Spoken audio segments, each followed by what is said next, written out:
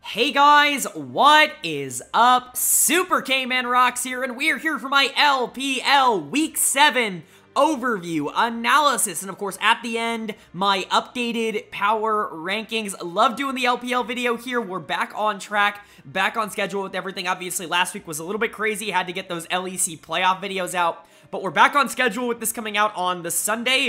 It's March 5th as I'm recording this, so it should be going up March 5th, and that's the hope, is we're all back on track now. Hope you guys enjoyed the little schedule change, I would say, last week, but I'm excited to talk about the LPL this week. A lot of good action. Of course, I don't want to waste too much time in the intro here, because LPL is a long week. We're back to 7 days of action here in the LPL, and I'm excited to cover it for you guys. But first, let me know down in the comment section below what you guys thought of Week 7 here in the LPL. What series did you enjoy the most?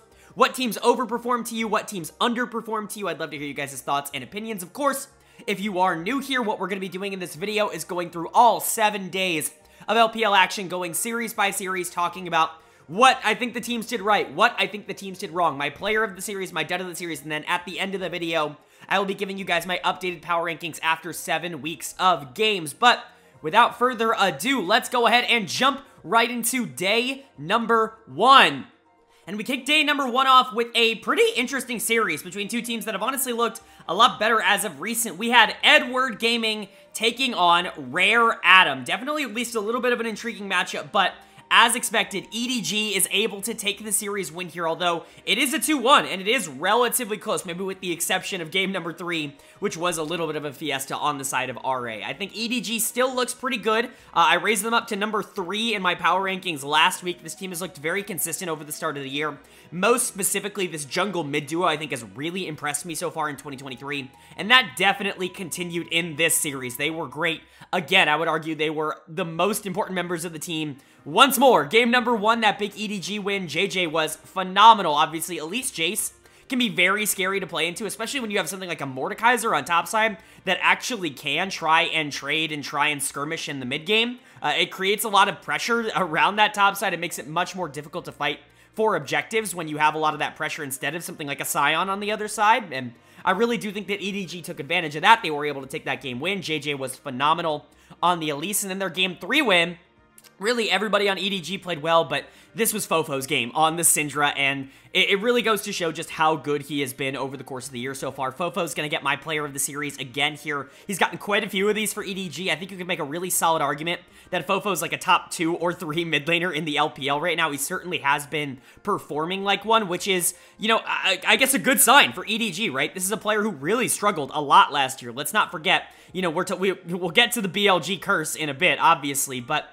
BLG was a mess last year, and they got better once they benched him. Like, that was just the truth of it, is he wasn't particularly good on that team. He got benched for Icon, and Icon came in and made that team better.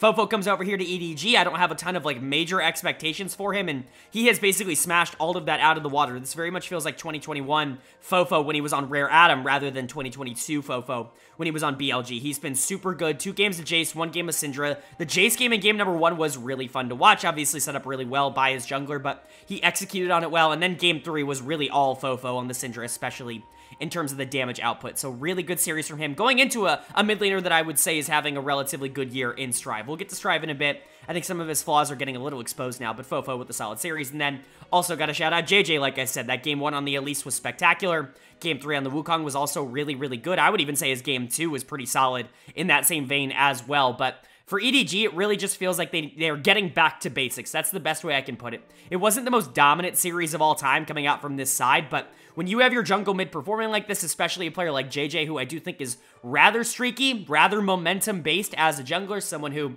when he's playing at a good level, can be a really good jungler, but as we saw in the regular season last year, sometimes he doesn't perform to that level. So right now, seeing him be on a hot streak, on a good run of form, I think is really positive for EDG fans, and it gives me a lot more confidence to put this team in the top 3, even though this wasn't the most dominant series win against the most dominant team of all time. I also want to give a lot of credit to the bot lane.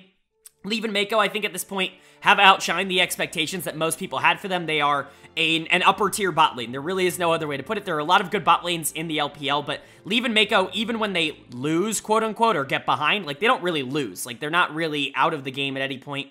Leave does a really good job getting to the late game, even if his early game isn't entirely dominant like some of the other AD carries in the region. But overall, I like this bot lane. The jungle mid can carry. Top lane can have major carry performances, and when you can pull something like a Mordekaiser out of the bag, I think that's huge as well. Overall, EDG just feels like they are clicking, and I really like what they're able to do right now.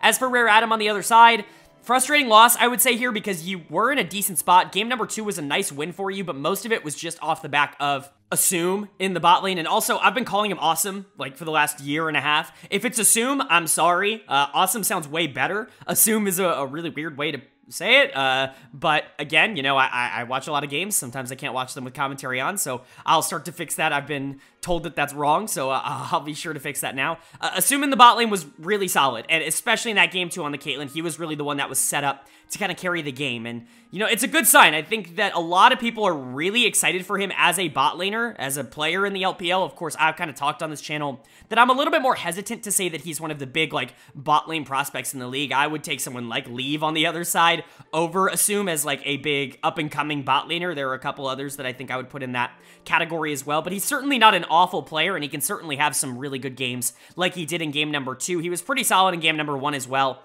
It was just the rest of the team that really let him down. I don't really think anybody else in Rare Adam had a particularly great series. Strive had a good game 2 on the Annie, but I think we're really starting to see Strive get exposed in terms of his champion pool. It is quite small what he is comfortable playing, and I think a lot of teams are really starting to figure that out.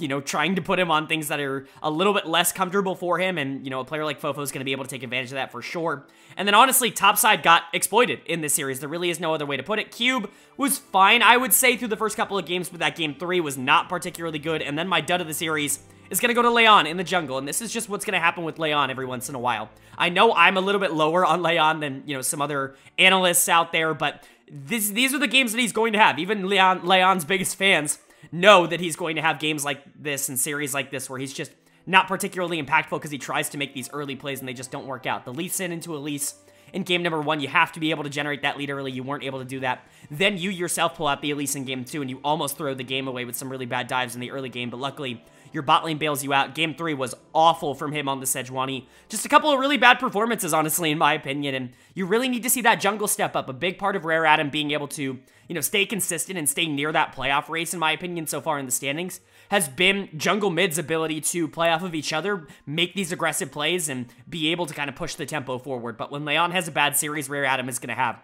a tough time winning. He either wins them games or he loses them games. That kind of is the player that he is. So overall, Rare Adam is who we think they are. They are a team that's going to be competitive even against a team like EDG, but maybe not like a guaranteed playoff team, right? They're around 12 in my power rankings, which is, I think, kind of how they showed up today. They did look relatively good, I think, throughout the series, especially in that game 2, but nothing that would make me go like, oh my god, this team is definitely playoff, like, bound no matter what. They still have a few holes in their game that I think they need to patch up, especially consistency-wise, but overall, a relatively fine showing. And then for EDG on the other side, this team is good. Like, there really is no other way to put it. I think a lot of LPL teams really struggle with being able to take series off of bad teams right now, even the top teams in the league. EDG doesn't really seem to have that problem. They seem to be pretty good at being able to dispatch the teams that they should be able to beat. I know it wasn't the cleanest series in the world, but this jungle mid is playing awesome. I think Leave is going to continue to get better. Mako just makes every ADC that he plays with better, and Ale can have a pop-off moment basically at any time. EDG is a scary team, and certainly not one that I would want to run into as the season goes on.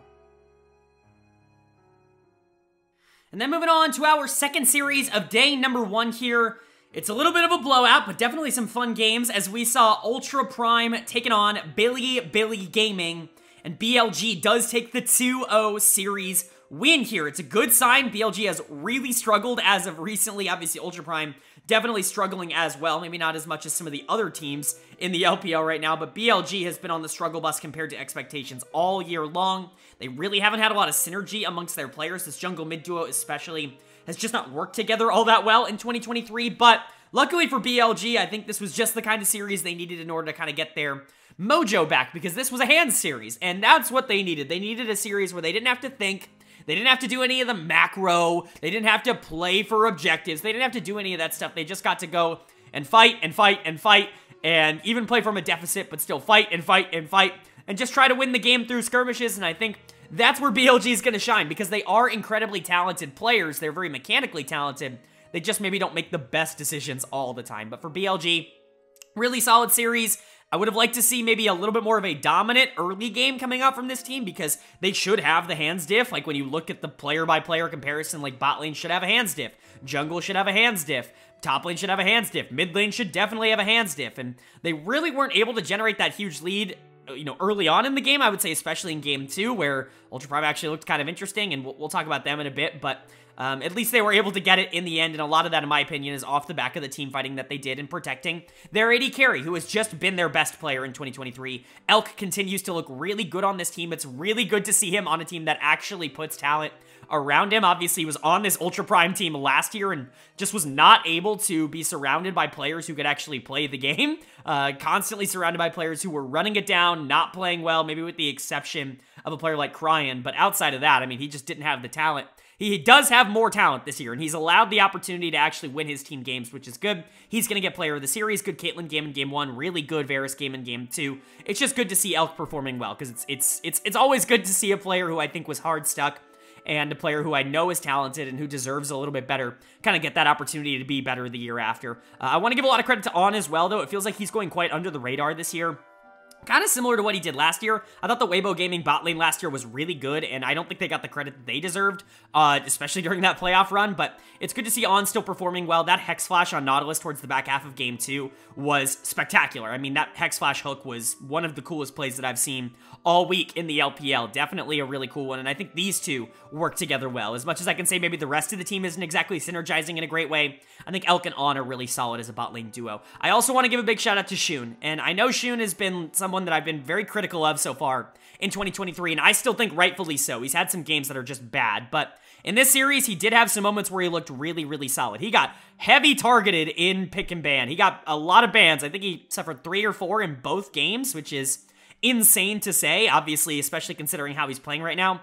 But instead, he just pulled out the Vi, and it's like, if you're going to ban all these jungle champions and leave the Vi up, that's pretty insane, and he just has some pretty decent early games. He's able to generate a nice gold lead, and he's able to go in and dive on the backline and do his thing, and it ends up working out for the team. Obviously, Bin was also spectacular. He dominated Harry in the top lane, and Yagao dominated Ching in the mid lane. Overall, I would say, obviously, some moments for both of them that weren't perfect, but for the most part, I thought everybody on the side of BLG there was better. It was just a good showing. I think the hands diff is definitely a good sign overall for BLG, and this was the kind of series that I think we all wanted to see out of them. As for Ultra Prime on the other side, you at least made things spicy, and that's what this Ultra Prime team really is going to do. They're going to make the games fun. They're going to either tactically destroy the enemy team, or they're going to tactically all int it away, but they're all going to be on the same page while doing it, which is certainly a fun experience. I think Jungle Mid particularly kind of got a little bit outhandsed in this series.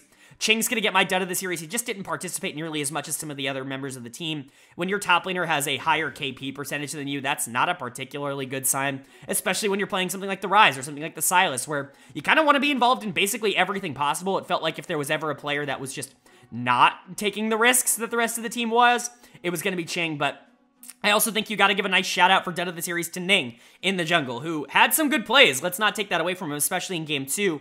I actually thought he started that game pretty strong on the Jarvan, but eventually you just hit a point in the game where that champion is going to get completely and utterly blown up, especially if you're not ahead.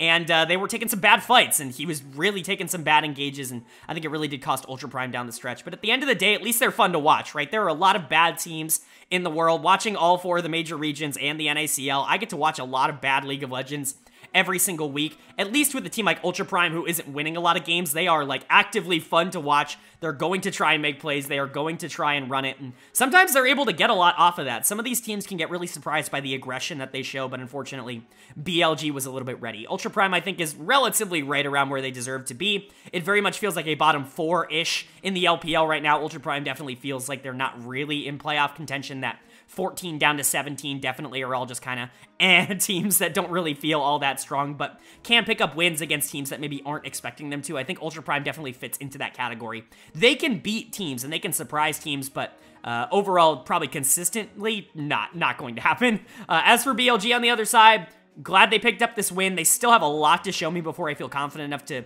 consider this team back into like the top 5 or top 6 like I did at the beginning of the year, but at least they were able to pick up a win here. I still need to see them be able to actually perform in the mid to late game with nice macro decisions instead of just better team fighting like they were able to do in this game. But, at the end of the day, if you have talented players, hopefully you're going to be able to eventually figure it out, and I guess that's really going to be the hope when it comes to BLG for the rest of the year.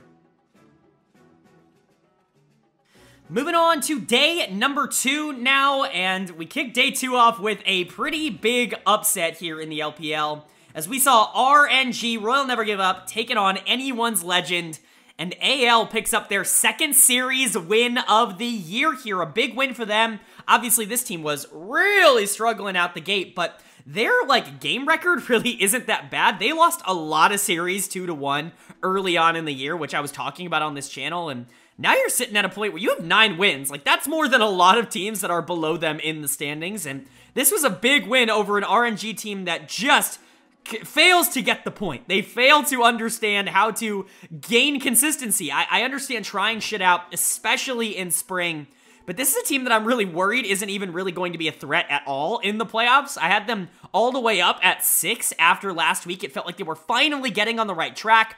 Their bot lane had been really good, and the mid lane was really starting to get more comfortable playing with the rest of the team, but they continue to mess with the formula again here, playing Angel, and then taking him out in game 2 after they win, and going to Tongyuan, and then realizing Tongyuan's not the answer, so going back to Angel, but he's not ready to play with the rest of the team, so they end up losing. I don't know what's going on here.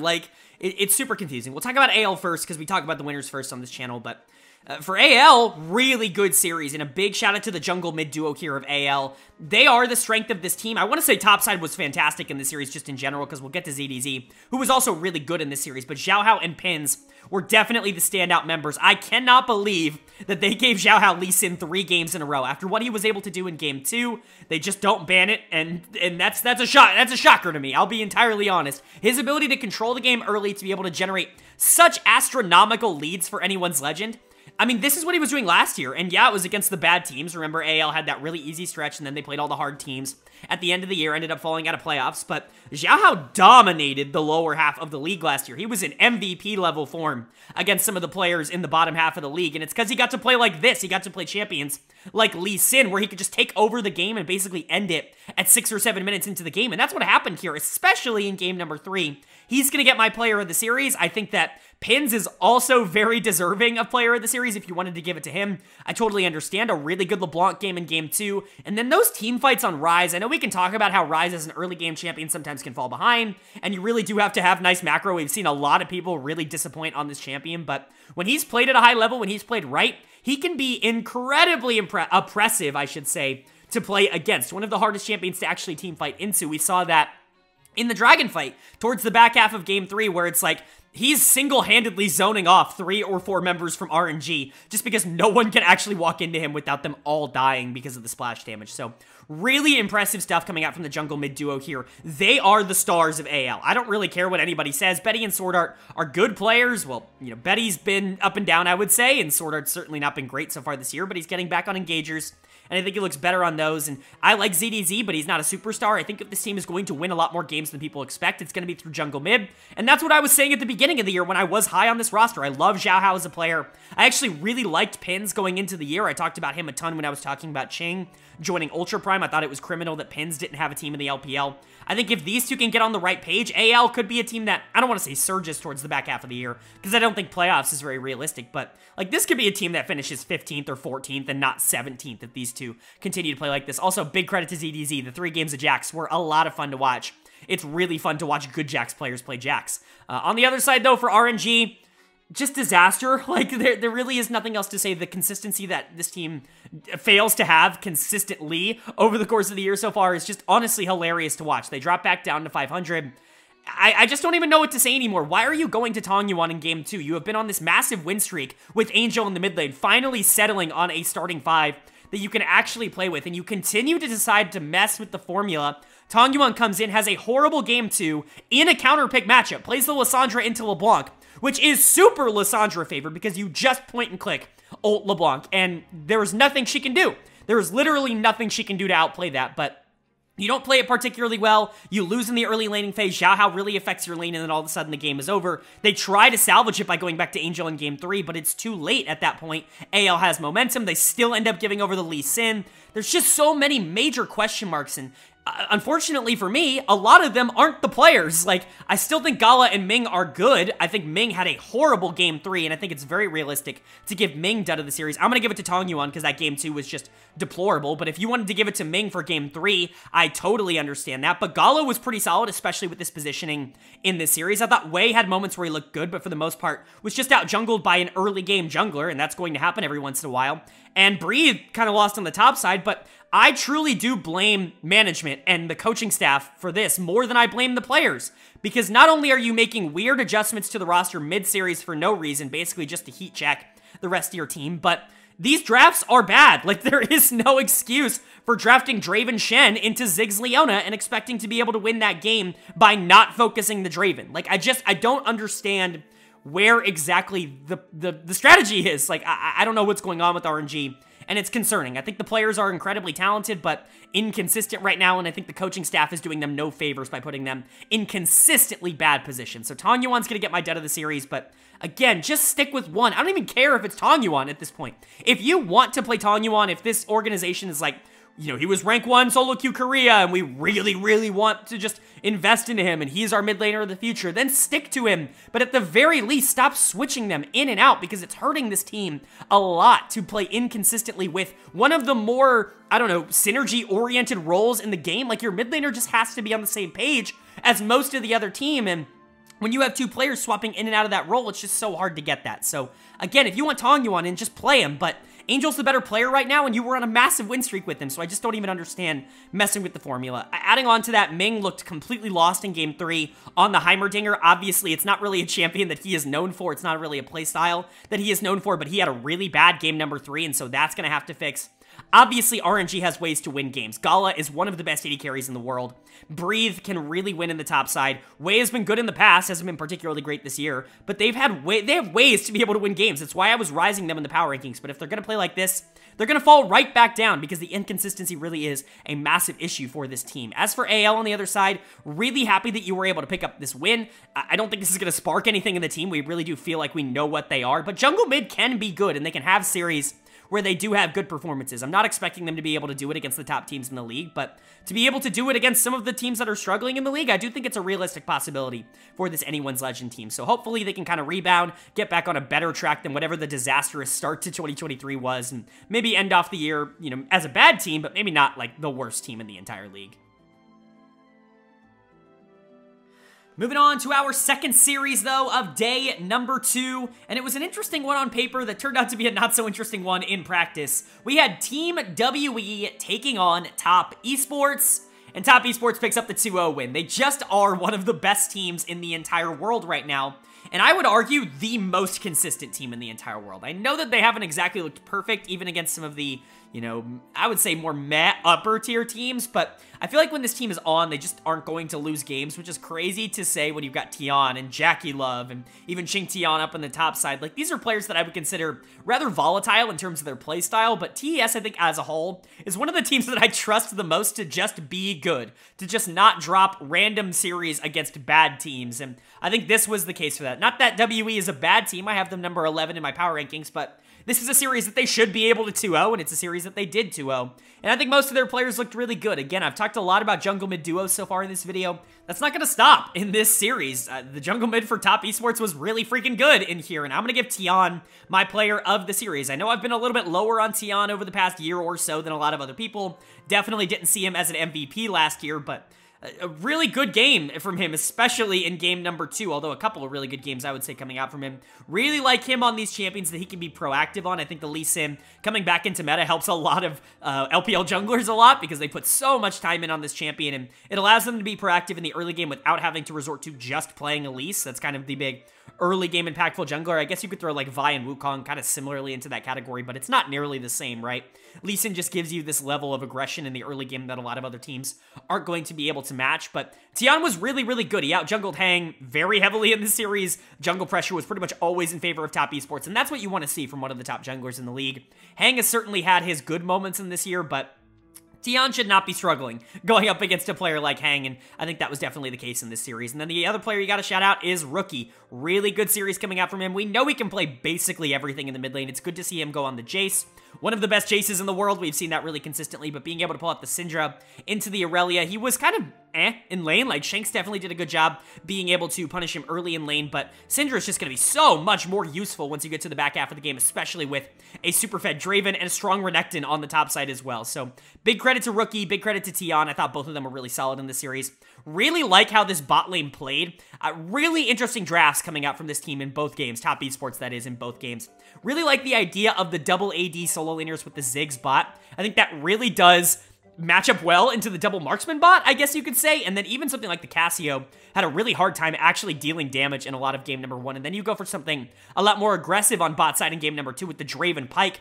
Really just looking to perma kill here with the Phelios Ashe over and over and over again with that Lee Sin, really putting a lot of pressure on that lane. And Jackie Love's good enough to be able to get those, cash outs, to be able to get that gold rolling. Obviously, a few positioning mistakes here or there, because Jackie's just going to get a little bit over-aggressive at times, but for the most part, I would say that both him and Mark were phenomenal, but I would specifically say Mark was really good in this series. And then on the top side, Tian, I'm just really happy to see him consistently play bruisers, and I don't want to say carries on the top side, but Yone and Renekton, picks like that. I think that definitely plays into top esports style a little bit more. All of the games that Tian has looked a little bit more questionable on this year have been on tank picks, more passive things. I just don't think that's the play style that this team really plays all that well. They want to go, go, go. I think Rookie taking the more passive early game role, I think, is a little bit more viable. Even Jackie Love on something like the Ziggs makes a lot of sense. If you want to put him on a late game carry, you can do that too, but having Tian on something that can win lane early, that is good at being able to pressure the enemy laner, his mechanics are out of this world, and he dominated this top lane matchup, which we'll get to in a bit. But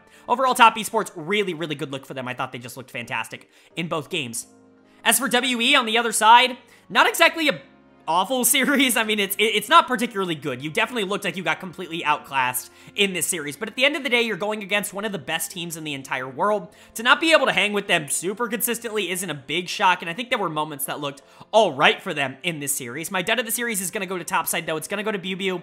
I've actually kind of liked BuBu a little bit more than normal so far in 2023, not because he's made a lot of great plays. Like, don't get me wrong, he's certainly not been like a gigantic positive force. When this team wins, it's usually through the mid lane or the bot lane, but BuBu has not been nearly the problem that I thought he was going to be going into the year, and that he has been in previous years. Unfortunately, that did not translate quite to this series. He pulls out his classic Jace in game number 2, and he is not able to pilot that at a relatively remotely positive level. He gets destroyed by Tian in lane, and it's really not all that close, and so he's going to get my dud of the series.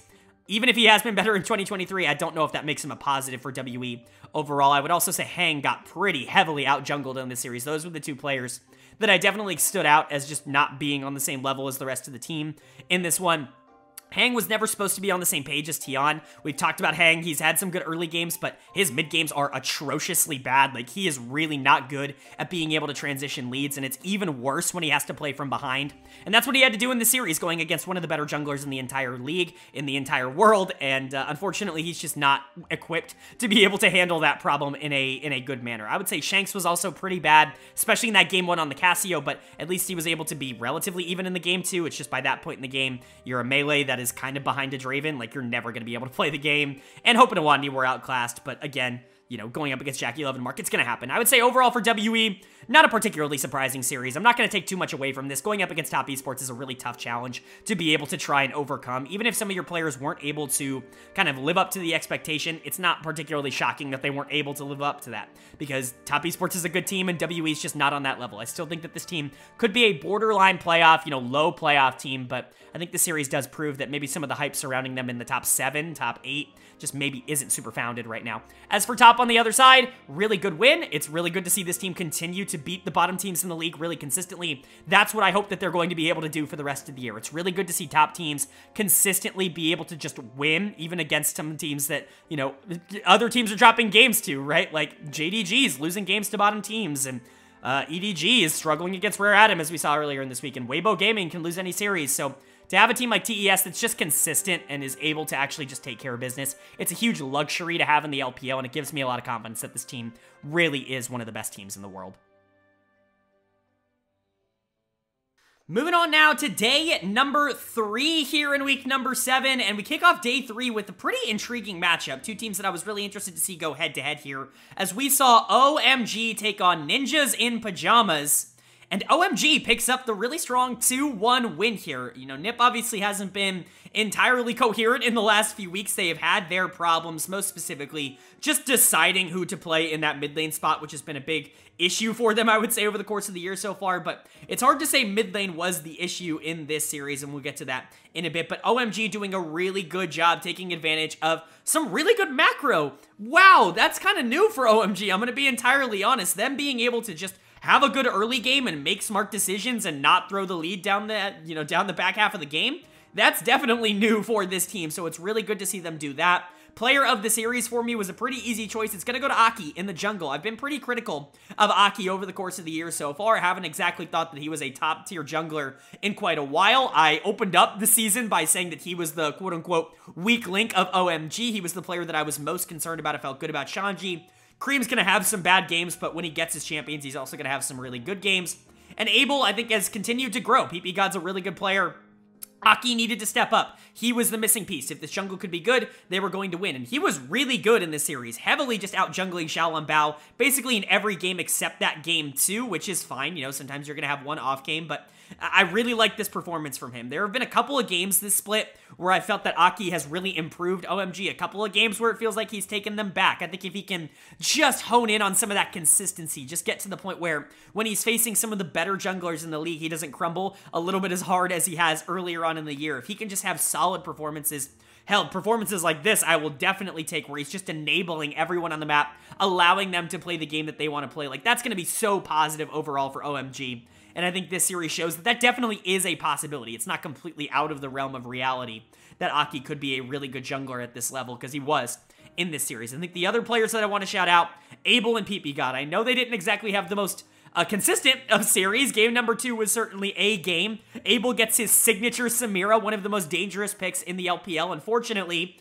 Caitlyn Lux was up, and they picked it into Caitlyn Lux, and that's an unplayable lane. No matter how good you are at Samira, that lane is legitimately unplayable. They were down like 40 CS at 15 minutes or whatever, right? But outside of that, I thought in games 1 and 3, Abel was phenomenal on the Zeri in game 1, but especially on this Aphelios in game number 3. That's another pick that I think he has really gravitated towards over the past year. I remember specifically last year, this team looked a lot better when they had something like the Aphelios if they weren't going to get the Samira, and I think that definitely translates here. Aphelios Annie is such an interesting bot lane because it doesn't typically, on paper seem like something that would end up working out, but Annie actually does give Aphelios a lot of what he wants, which is just time and damage, because you can get that time by engaging, you can get that time by peeling, but you can also get that time by bursting. If you just take away some of the enemy's health bar, they have less time to deal damage to you before they die now. And that's kind of what Aphelios and Annie offer here. So credit to the bot lane. I thought they played relatively well in this series, maybe with the exception of game number 2.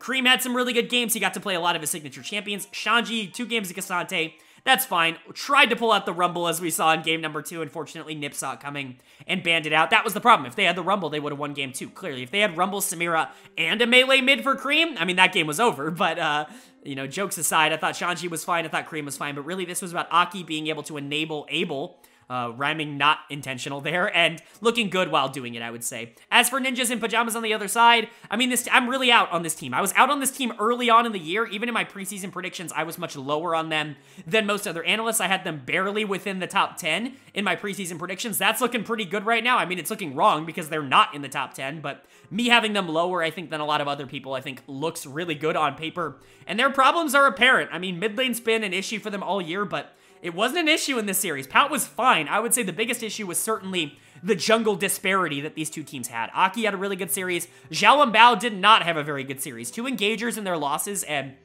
it's 2 engagers that I really don't recommend this NIP team actually pick here. Xin Zhao is not meta. He's not strong. I feel like there are a lot of junglers that do what Xin Zhao does a lot better right now. Wukong definitely being one of them, and that was shown off in game number 1. And then the Vi, I'm not going to repeat myself too much, but he wasn't able to get ahead in the early game, so Vi became entirely useless. Even if you're able to dive on the Aphelios in the backline, he's just going to blow you up in 2 seconds. You have so much peel on the side of OMG2 that Vi is just completely and utterly useless towards the back half of that game. Xiao Bao has been very inconsistent consistent over the course of the year. I know a lot of people like him as a player, but I think we're seeing what happens when you put a really aggressive jungler that maybe isn't like the best on a team that really has no way to follow up with him, and that's kind of what we're seeing here. Again, you know, you look on Reddit, you look on Twitter, you're going to see 8,000 comments about replacing Invincible in the top lane. First of all, I know it hasn't happened as of this series, but it will happen as of their next series. Rich is gone. He's not on this team anymore. He has officially left. He's actually been in Korea for the last month or so. I don't know the reason why. I'm not going to speculate as to the reason why, but this team clearly wants to play Invincible, and he is far from the biggest problem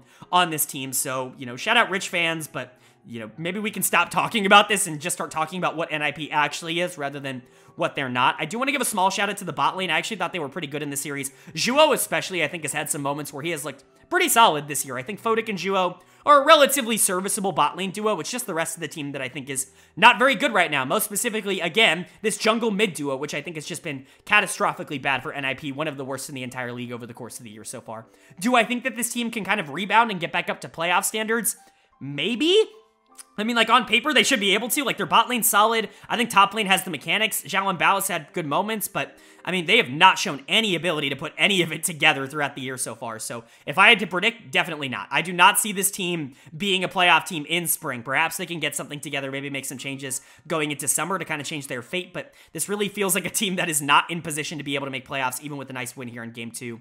And then for OMG on the other side, this is a team that should be able to make playoffs. They're not a dominant team. They're not one of these teams that's going to be, like, competing to make like top 4, top 5, like some of the other teams that are kind of surrounding them in the standings, but they are solid. They should be able to take down teams that aren't as talented as them because they have really good hands.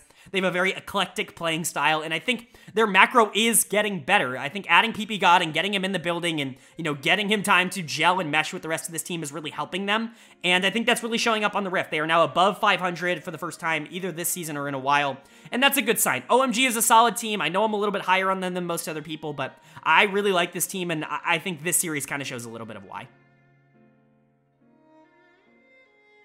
Moving on now to our second series of day number 3 here, and it's an interesting one. A really talented team that is known for coin flipping against a team that has shown the propensity for some upsets this year. We had LGD Gaming taking on Weibo Gaming, and Weibo does pick up the 2-0 series win.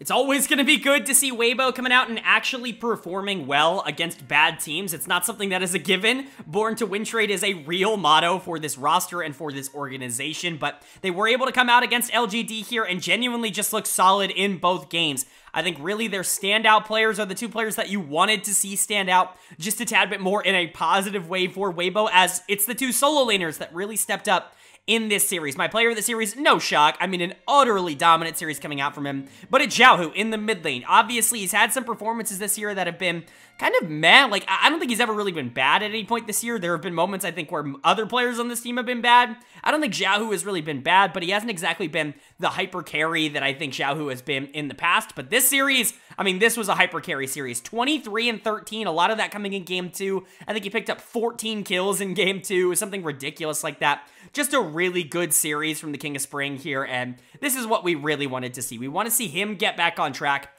If him and Karsa can get on the same page like we were all kind of projecting they would in the preseason, I think that even with the Shy playing a little bit more of that, I don't know, feast or famine style that obviously he's very well known for, this team should be fine. This bot lane has been hyper consistent. I think jungle has been very good over the course of the year. I know some people are going to disagree with that, but Xiaohu stepping up, I think, is like the final piece of the puzzle to make Weibo one of those teams that is just going to be very difficult to beat. Of course, the consistency of all of that happening in one series, not exactly super high, but Xiaohu showing up and dominating on the Syndra in both games here, it's just good stuff. The other player that you have to shout out here for Weibo absolutely has to be the Shy. Of course, the Shy has good moments, the Shy has bad moments, but 2 games to Cassante, I actually think this is a champion that he has been relatively good on over the course of the year, pretty much exclusively good on over the course of the year, which is a good sign. Obviously, some of the more aggressive picks, he can get a little bit over-eager to play. Even something like the Scion, I think at times he can get a little bit over-eager to play, but Cassante feels so foolproof when you make the right plays and when you're mechanically talented that the Shy sometimes can't get into trouble playing it, and he was just so much better than Xiaoshu in this series. We'll get to Xiaoshu. He's probably the worst top laner in the LPL, but the Shy definitely took care of him. That Game 1, super fun to watch in the Cassante, and even in Game 2, when his stat line didn't look like all that impressive, he was still really effective on the map, and definitely dominated that top side. I think the solo laners were definitely the standout members for Weibo in this series, which is such a good sign, because so far this year, it really has been Karsa and Light that have really been the two, I would say, driving forces of Weibo. Crisp as well. I don't want to take anything away from Crisp. He's had some really good series, but it's been Karsa that I think has been pushing the tempo in the early game, and especially in a lot of their wins. And it's been Light that I would say has been the consistent piece that really hasn't had a bad game. Light and Crisp, I would say both really haven't had bad games for Weibo. It's really good to see the community finally starting to catch up on Light as a player. I was saying this last year, but Light is one of those players that you can throw on like a bottom tier team, and I genuinely think he will carry you to playoffs. We kind of saw that last year with an LNG team that just could not play League of Legends for most of the year. Their top side was bad. Their mid lane was certainly not up to par. I mean, you know, shout out to Owenby. I like him as a person and as a player, but he did not have a good 2023. Tarzan was playing very far down. Light was the central focus. Without him, that team doesn't make playoffs, but at the end of the day, they made playoffs, and I think a lot of that was on Light. It's really good to see him finally getting his, I don't know, his flowers this year with Weibo for being the consistent piece that has pretty consistently played well throughout the year. Crisp definitely deserves honorable mention for that role as well. I think you could argue that Crisp has been the standout player of Weibo in certain series so far this year. I've certainly made that argument with some Player of the Series honors. I think Weibo, honestly, when they play well, it's just virtually unstoppable, and that was shown off a little bit in this series. As for LGD on the other side, they're just not on this level. They've been able to upset quite a few teams, but talent-wise, I mean, unless the other team really makes some major mistakes, they're just not going to be able to hang with a team like Weibo, and that was kind of shown off in this series. The solo laners, I would say the top side in particular, was just not very good. There were certain moments where the bot side also looked pretty bad, but Xiaoshu is going to get my dud of the series here. He was just very bad in the top lane. The Shy was so much better than him in the series. Obviously, it's maybe the most mechanically talented top laner in the league, going up against probably the weakest top laner in the league. This is a result that we could have expected, but Xiaohu getting player of the series, Xiaoshu getting dud of the series, it's just kind of a funny little coincidence there, especially in that game one. That Renekton from Xiaoshu was just not very good at all.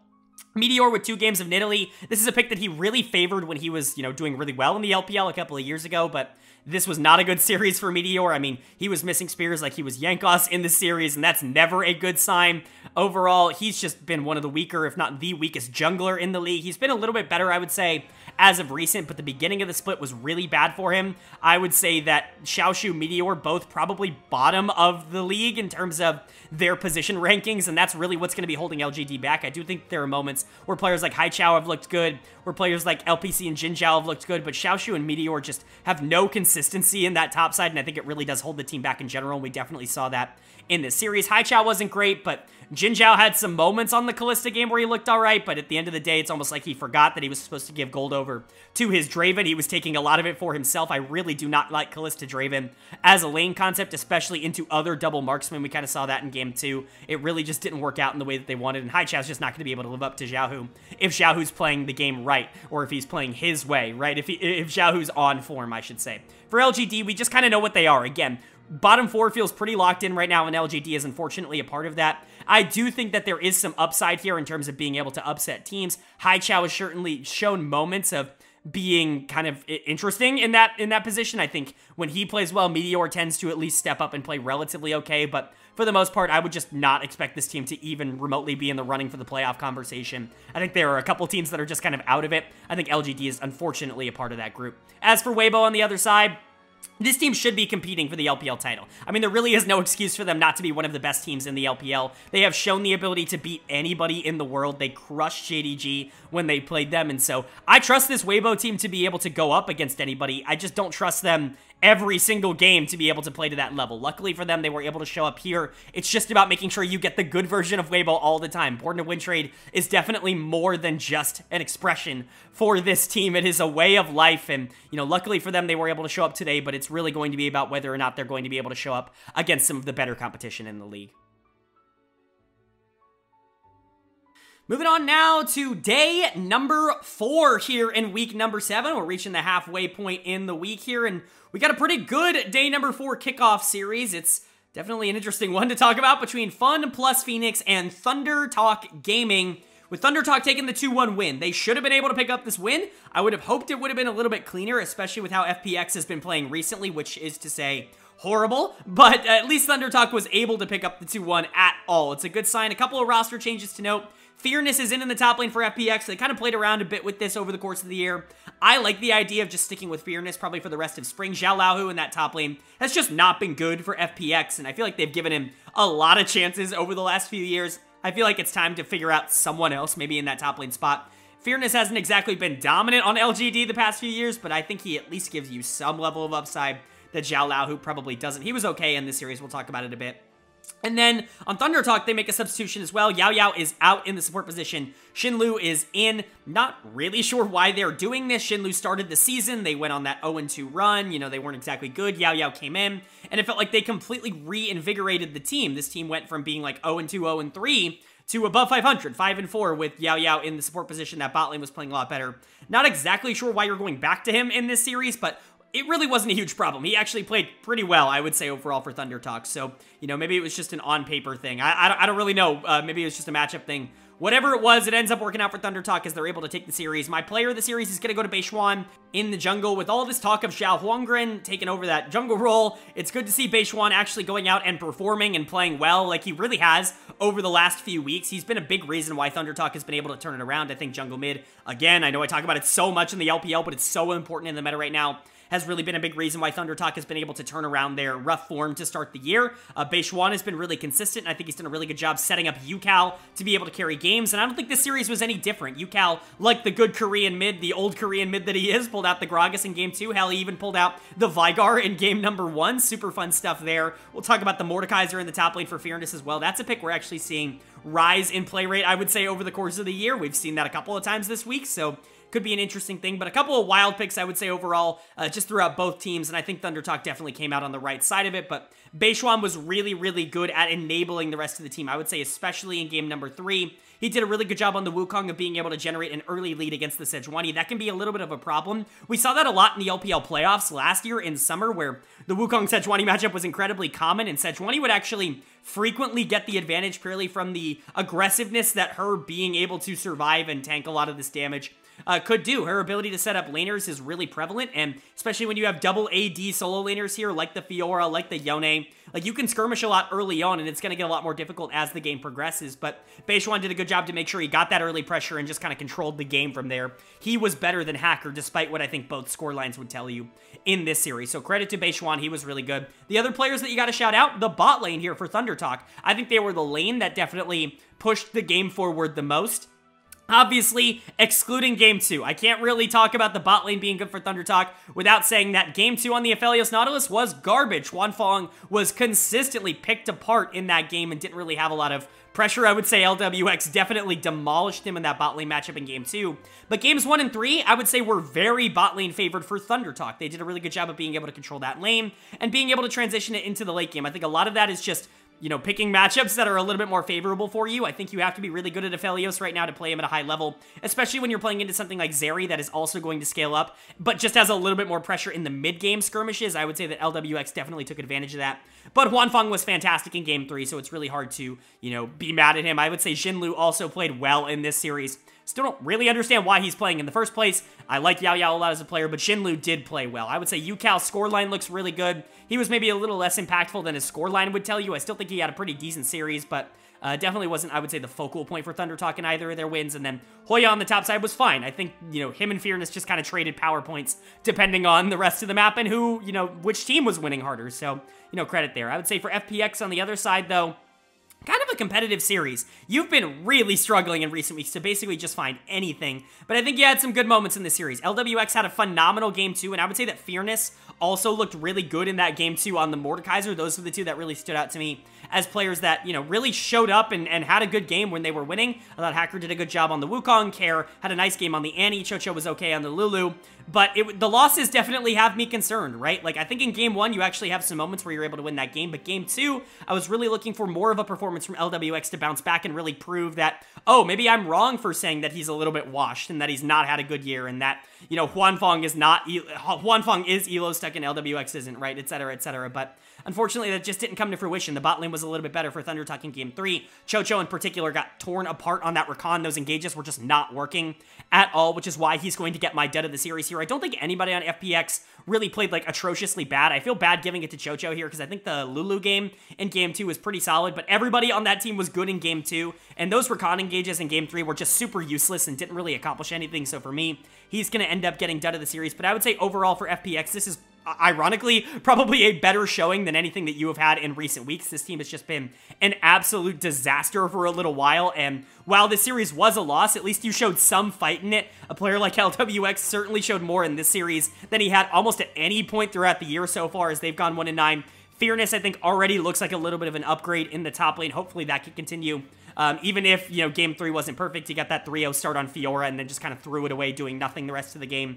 But you really need that jungle mid to step up. I know that's a theme on this channel and that I've talked about it a little bit too much, but I have to say it. Hacker has just not been very good for FPX. Big surprise. Kara, I think, honestly, has taken some steps back as this team has, you know, kind of not been as good. That's kind of normal to see. We're seeing it with a lot of other teams year-round, or worldwide, I should say, right now, that if your team's just not playing well, if you're not winning, sometimes you can get demoralized to the point where you're just not playing at your fullest level. That kind of feels what's happening to Care right now. Hopefully they can start stepping up, and maybe this team can be a little bit competitive, but FPX has definitely proven that they are one of the bottom teams in the league, hence their number 16 power ranking spot. As for ThunderTalk on the other side, pretty good series, I would say, overall for them. I wanted to see them be a little bit more dominant in this series. You know, players like Yucal have been awesome this year, but it just didn't feel like he had that, like, killer instinct in the series that he's had in some of the other ones. But shout out Huanfeng and Xinlu. Outside of Game 2, I thought they were really good. One of the more consistent games that they had here in Game number 3. And then Beishuan is definitely earning his starting spot on ThunderTalk over the last few weeks. And I think after performances like this, it's really hard for me to say that he deserves to be, you know, replaced in that position. I think overall ThunderTalk really looking good on the 6-4 win streak. I think they deserve their spot in the top 10 as of right now. Then moving on to our second series here of day number 4. And it's a good one. It is a top team versus a mediocre team, which tends to have some explosive results here in the LPL. We had JD Gaming taking on Team WE. And unfortunately for us explosive fans, JDG was able to take this in a 2-0 series. No surprise upset here, but WE came relatively close in Game 2. I'll talk about it. Game 2 is more about WE losing the game rather than JDG doing a good job bringing it back and winning the game. But a good look overall for JDG. I think Game 1 was pretty dominant. They looked really solid in that one. Missing's Heimerdinger. It's just really fun to watch. Missing can have some really good games here or there.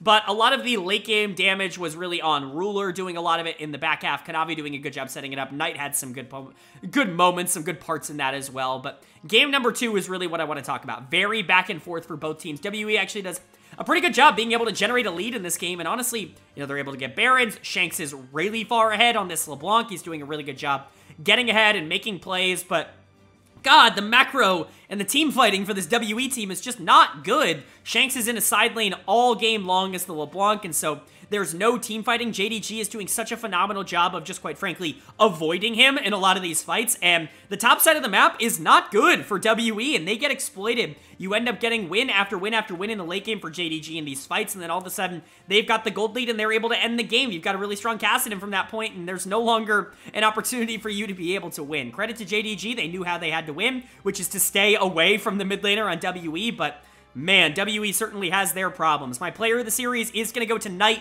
in the mid lane, that Kassadin game in particular in game number 2. Super important towards JDG being able to take this series at all. The Jace game in game 1 was solid. I don't want to take that away. JDG was really good in game number 1, but without Knight in game 2 getting ahead, like, that game is so much harder. Ruler and Missing were not particularly good in game number 2, Missing especially out of position quite a bit. It was really up to the jungle mid duo of JDG to be able to kind of get things back on track in the mid to late game. 369, I also want to note, had a pretty solid game 2 on the Cassante, especially with some of those engages. But without Knight's damage, without Knight being able to take over these team fights on the Kassadin, this game felt relatively doomed. So credit to the mid laner for JDG. Obviously, I'm very high on him, but he had another good series here. Kanavi on Nidalee, I love seeing it, man. I love to see Kanavi on champions that we know he's incredibly good on, incredibly dominant on. Nidalee is just one of them, right? There are a couple champions that I think could definitely fit into that category, but Nidalee might be near the top of that list. But even though he didn't have a really good early game, which is kind of what you're supposed to have on Nidalee, he was still able to be super impactful towards the late game, which is kind of crazy because that's not what Nidalee is. Her, you know, spear pokes are great, but the healing that she's able to do is also incredibly impactful. And honestly, as a jungler, just being in the right place at the right time can sometimes just be a boon in and of itself, and Kanavi does a really good job of knowing where he needs to be, being able to be in the right spot. That's something that Hang, I think, particularly just does not have down, especially in the mid to late game. So credit to Kanavi, credit to Knight. I thought they were good. 369 did a really good job just bullying topside. He was the much better top laner in this series. It was up to topside to kind of carry game 2, which is funny because I thought it was up to bot side to kind of carry game 1. So JDG in general, looking good, just maybe not everybody in the same game. As for WE on the other side, frustrating. Like this, you should have been able to win game 2. Not picking up the win is definitely not on the cards for this team. Like it was something that really just shouldn't have even been a possibility with how ahead Shanks was and, you know, how much of a lead you had in the early game. But I have to talk about the top side of the map for WE because I talked about them earlier in the week and they got worse in this series. A lot of their problems just seem to be getting exacerbated as teams know to take advantage of them now. My dud of the series is again going to go to BuBu. I was really excited for BuBu over the course of the beginning part of the season because it felt like he realized, oh, I shouldn't be playing Renekton. I shouldn't be playing these bruisers that are supposed to deal damage.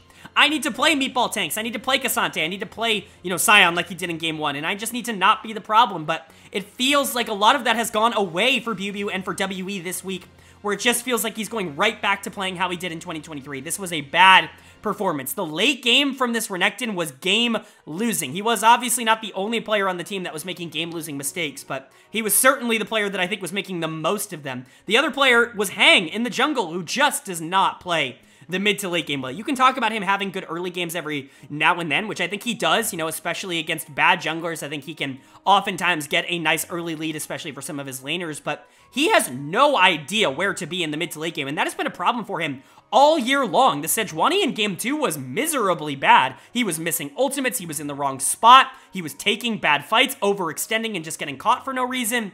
Like, these two players actively held WE back so much in this series. And it's frustrating to watch because Shanks was so good in game number 2, and he's been so good, I would say, for WE. I'm not nearly as high on him as I think some other analysts are. I don't think he can be like a top 1, 2, or 3 mid laner in the LPL one day.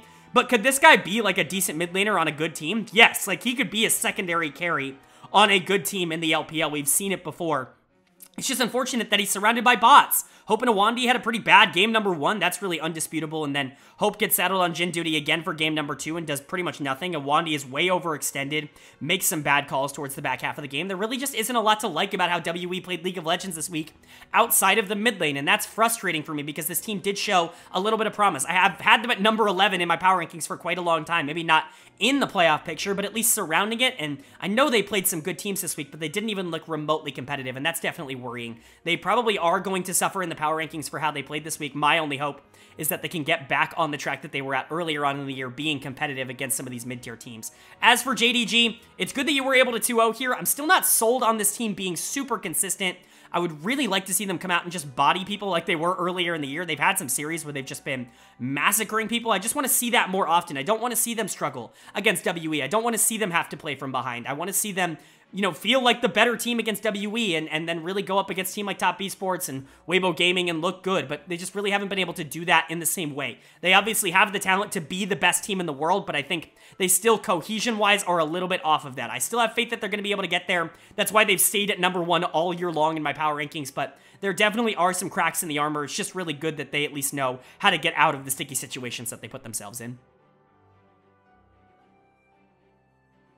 Moving on now to day number 5, and we kick day number 5 off with a battle between two teams that are kind of fighting for some playoff bragging rights here. Both teams sitting around 500, right on the cusp. We have Rare Adam taking on Invictus Gaming, and IG does pick up the nice 2-0. It's been a real tough stretch of games for Invictus, I would say, over the last few weeks. They basically only had to play against some of the best teams in the entire league. They finally get a little bit of a reprieve here going up against RA in this series. A little bit easier than some of the other opponents, although not the easiest series in the world. RA can definitely be a team that can be explosive and can take games off of teams, but good for Invictus to be able to come out and honestly just look like the better team in both games by a considerable margin. This was a pretty dominant series, one of the more dominant ones of the week, but let's talk about what IG did right. Most things, I will give a spoiler alert to say, they did most things right, but my player of the series is actually going to go to someone who didn't get a player of the game nominee in either game, which I don't really understand why, but it's going to go to On. Really good Kaisa game in particular in game number 2, and he was solid in that game number 1 on the Xayah as well. Maybe a little bit overextended at certain points of the game, maybe just playing a little bit too aggro, but I would rather that be the problem than being nothing, like just being on the rift, losing gold, not really accomplishing much. I would much rather see you go out and like make risks and try to make plays and maybe just get caught being a little bit over aggro, especially when your team is winning rather than the alternative. And I think On has just been fantastic this year. I think you can make a real argument, and it's an argument I'm going to make, that On has been the best player on Invictus in 2023. I think Wink has been good. I think You Should Know Me has been good, but to me, On has been the guy that has been carrying a lot of their performances, especially in the late game. It feels like once we get to that part of the game, either You Should Know Me has generated such a large lead in the top lane like he did early in the split that, you know, late games are easy, or On is going to be able to carry your late game for you because he really is a fantastic team fighter. His laning has improved a lot. Generally speaking, I think On is just a really good player at this level, and I think that's really showing off. Wink has definitely adopted the support role so much better this year than he did last year. I've talked a ton about how this bot lane has improved so much in 2023 compared to what they were in 2022, which was perhaps the worst lane in the LPL. I know you could talk about Bilibili on WE in the top lane. You could talk about Zoom on Ultra Prime in the top lane as well, but On and Wink, in my opinion, hold the spot for the worst lane in 2022 in the LPL, but that is not the case at all in 2023. They've been really strong even in the 2v2 early. They've done a good job being able to transition their leads into mid-game pressure. And generally speaking, they've just been assets to the team, which I think is huge for Invictus. If they didn't have these two, I think their season would be going a lot different, if I'm being entirely honest. But they certainly weren't the only two players to play well. Top side of the map definitely showed up here. You Should Know Me had one of his better series in quite a while. I was actually getting really concerned with him as a player because he started off the season so hot. I mean, he was the talk of the LPL. Everybody's pick for MVP earlier on in the year with how he was playing, the explosive style, his ability to dominate some of the lower teams in the league. It was truly impressive stuff, but he was on a pretty big cold stretch in the middle of the split here, and honestly hadn't been playing particularly well over the middle part, but this was a nice bounce back here, going up against a good player in Cube. To be able to see him come out and dominate, especially like he did in game number 1 on that Gwen, it's just good stuff. It's exactly what we wanted to see here from You Should Know Me in the top lane. Hopefully that consistency can come to him just a little bit because we know that the talent is there, but I would much rather him be one of the top laners in the league rather than just the next to the Shy that is incredibly talented, but, you know, game to game, you have no idea what you're going to get out of him. Gideon was really solid this series, setting up pretty much everything for the bot lane. I can understand why Broadcast was super in on how Gideon played that game number 2 on the Poppy. I want to give a lot of credit to On and Wing for actually being able to capitalize on those plays, but Gideon did a really good job getting bot lane ahead, making sure that they were in a position. They very much had a comp that wanted to dive in with the Kai'Sa, so if On wasn't ahead, it was a big problem, but having the Galio, having the Camille, even the Poppy to an extent, all of them really want to try and go in and blow up the team as fast as possible. You're really relying on Kai'Sa. Gideon did a good job making sure that Kai'Sa was able to get ahead, have a good laning phase, and then be able to transition that into the mid game. Really the only player on this team that I would say has just kind of been meh, has been Dove in the mid lane, but that's honestly a good thing. He got to play as Renekton in game number 1 here. Obviously, he was a top laner last year, definitely a mid laner by trade, but got to play top lane for a team that almost went to Worlds last year, so pulling the Renekton back out, certainly something he's familiar with. And then the Galio in game 2 for the super dive comp. I like Dove, and I like the fact that he's adopted more of this supportive role on the team. He's not really a carry-oriented player, so to see him be able to take kind of the backseat role, I think to players like You Should Know Me and then On and Wink, I think is a really good sign. Gideon and Dove, I think, have done a good job being able to facilitate. I just don't think that they're superstars in their own right, unfortunately, but that's not really going to matter when IG's playing like this. As for RA on the other side, though, really not a particularly great series coming out from them. They looked good earlier in the week, you know, looking competitive against a good EDG team. That same competitiveness did not, you know, bring into this series. They were not very good here. And I think that kind of translated to all of their lanes, a couple in particular, but my dud of the series is going to go to Assume in the bot lane. I was kind of hyping him up. He had a really good series against EDG, did a really good job holding down the fort for RA in a couple of those games, really making them competitive, but this was not a particularly good series for him. The bot lane for RA just kind of got completely outclassed by Invictus. In my opinion, bot gap was pretty huge. Invictus obviously spent a lot of resources and a lot of time trying to get their bot lane ahead, and Rare Adam did not do the same, but as Assume, you got to be able to survive. You got to be able to participate in at least a few of these good plays, and it just felt like the bot lane was such a nothing piece for Rare Adam in this series. I've talked about it a bit. I am lower on Assume than I think a lot of other people are in the space. I think he's fine. I don't think he's ever going to be a superstar. I think a team like RA is relatively around where his talent level lies, which is a team that is competing for playoffs but isn't necessarily like locked in for playoffs. I've said the same thing about a player like Hope on WE, where I think, you know, we just get this expectation up because they have good games here or there, but there are a lot of good ADCs in the LPL, and especially when you're on a good team, you can look pretty good. Assume's never really been on a good team, but I just think he's fine. I don't think he's some sort of superstar. Southwind definitely isn't a superstar support, so maybe you get the better supporting cast around him and maybe he looks a little bit better, but I think this is more what I'm used to. This kind of weak overall from him. He'll have a good game and then he'll have a bad game. He's kind of just a little bit back and forth like that. A decent player, but not a superstar, and I think that showed off in this series. The other player that I think was particularly bad was Leon in the jungle. Certainly not a good week for him. For Rare Adam, he was really bad in the EDG series. He was also bad in the Invictus series here. You're really hoping that, you know, the coin flip that Leon essentially offers you goes heads most of the time, because recently it's just not been going that way. He has not been particularly positive for Rare Adam, but that's what you get out of Leon. You get a player who's going to take a ton of risks, who's going to try to make a ton of plays. Some of them are going to work, and some of them just aren't going to work. And unfortunately, today, a lot of them did not work against Gideon and against Invictus, but that's really just what you get with Rare Adam, and it's what you get with Leon in general. Strive's quote-unquote small champion pool is being exposed. I do think it's a little bit smaller than most other mid laners, but, you know, talent usually prevails over champion pool. We've seen that throughout a lot of regions, a lot of really good players in a lot of regions, and then Cube kind of got outplayed in the top lane. He's been a little bit worse as of recent. I know he's a very solid player in the top lane, and he has been for many years now on Rare Adam, but I would say the last, like, week or two, maybe even 3 weeks, have definitely not been Cube's best. I would say have been some of the weakest that I've watched him play in the LPL. Hopefully he can get back to form, at least just in the laning phase, just surviving and not giving over massive leads to the enemy top laner. But for Rare Adam, they're okay. I mean, they're around 12. I think all of those teams right now sitting at around, like, you know, 11 to 13 are just all not playing well, so it's really hard to decide where exactly they land. They all had to go up against tough competition this week, including Rare Adam, and none of them really came up to bat, and so I don't really know how the power rankings are going to shake out, but not a particularly positive series, I would say, for RA. As for IG on the other side, they were able to pick up a much-needed win here. They had been on a big cold streak, playing a lot of those top teams. It's good to see them kind of get their footing back, playing against a team like RA. It really does prove that their top 10 ranking isn't entirely a fluke, that they are able to at least take down the bottom teams, and hopefully they're going to be able to keep that up. I know a lot of people wanted this team to be a top team in the league. Maybe they're not that, but this seems like a team that should be able to push forward into playoffs, which, especially considering the preseason expectations, I think at the very end of the day, is a win.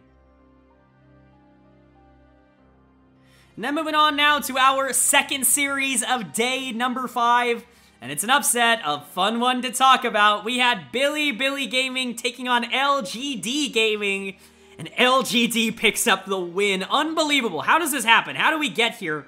How do the BLG players play this bad? I mean, there is no explanation for what happened in game number 3. I mean, none. There is literally no human explanation for how game number 3 happened. Game number 2 wasn't good either, but to go from what you were in game number 1, which was really solid, very dominant, very controlling, to just getting blasted in games 2 and 3 against a team that really hasn't had a lot of success being able to beat anybody this year, is honestly more impressive than if they were to have won this series 2-0. I don't even really know what to say. We talk about LGD first because they're the winners, and that's what we do on this channel, but man, what a weird series. Player of the series, Xiaoshu in the top lane. I've been very critical of Xiaoshu as a player so far in 2023 and in his time in the LPL, but someone injected this man with something pre-game because he obliterated BLG. I mean, if I didn't know any better, if you know, obviously with, you know, BLG's history and Shun's history, I would think some match fixing happened here, because the difference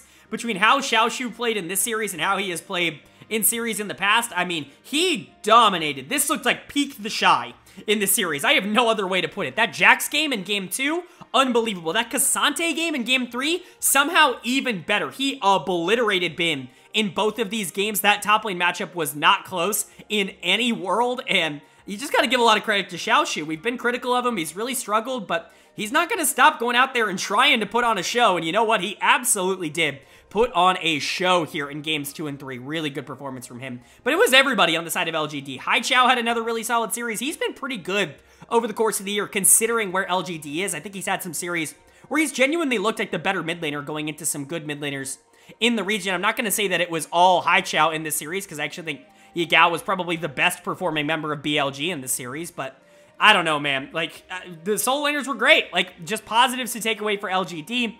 Bot lane looked a lot more consistent. Jinzhao wasn't making nearly the same kinds of mistakes that he was earlier in the week. He was not stepping up on things like the Kalista like he was in the previous series.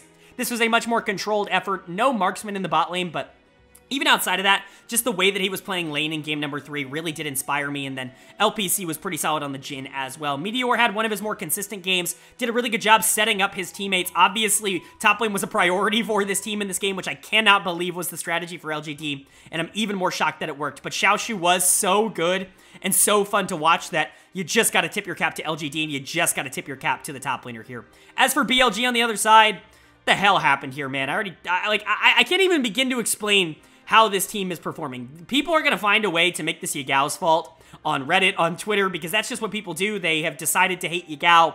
They have decided to say that he has the smallest champion pool in the LPL when there are, I can literally name 5, 6, or 7 mid laners that are worse than him that have a smaller champion pool. But it is what it is. I'm going to stop being petty on main on the videos. I'm going to start doing it a lot more on Twitter. If you want to, if you like my rants on, Reddit, whatever, on all these videos, go follow my Twitter. Link is in the description. I'm going to be talking about it a bit more there instead of in the videos because I don't want to take up you guys' time. But topside was awful in this series. There is no other way around it. Bin was thoroughly dismantled in games 2 and 3. I mean, these are some of the worst top lane games that I have seen in a long time. Some of the best that I've seen from Xiaoshu.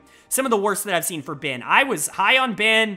I didn't think he was having the best of seasons overall, but this is just unacceptable. I mean, this is not possible. Like, you cannot go into a series against a team like LGD, who might have the worst topside in the league, and have both Bin and Shun play the way that they did. They both threw away this series, and it wasn't particularly close. Bin's going to get a lot of the hate for it, as he should. He's the dud of the series, but Shun deserves just as much. I don't even know what possibly happened here. He just forgot how to play League of Legends in Game 3. It felt like he was only showing up to plays that were bad, that were negative, and then the rest of the map had to suffer for it. Yagao really suffered for it, even though he was awesome in Game number 1 on the Annie. Elk and On had to suffer for it. They weren't particularly phenomenal in this series, but they didn't really have the opportunities to ever team fight as, Varus and as Lucian. These mid-game skirmishes, the game was already over at that point, and so for BLG, I mean, I don't even really know what to tell you. This is a horrendous showing, and one that really does prove they do not deserve to be in that conversation with the upper echelon teams in the league. Like, they just don't.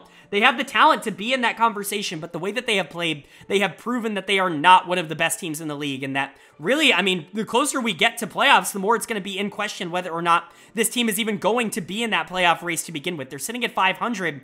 There are teams that I rank below them that are above them in the standings right now. Like, they really are on the border of being a top 10 team, and that's not a good look for a team with this kind of talent that is probably paying this kind of money. If they continue playing like this, I mean, BLG is really going to be in some trouble because this was a horrible series from them. As for LGD, huge win. Huge win for them. Obviously, I still don't think no matter what happens the rest of the year, they're probably going to be in the playoff picture. A lot would have to go wrong with some of the teams above them for them to be in that conversation. But, I mean, this team is playing a lot better than I ever expected them to. After IG had their big surge, I was pretty adamant that LGD was probably the least talented team in the league. I don't think that's the case anymore. I think there are teams that are definitely disappointing a lot more than LGD. 4 series wins is nothing to scoff at. They have the same record as a Team WE, and so they're actually sitting in a relatively good spot considering expectations. Maybe not a playoff team, but definitely a dangerous team and a team that you certainly cannot take lightly, which I think is a lot more close to what they probably wanted 2023 to be than what I think me and a lot of other people expected it to be.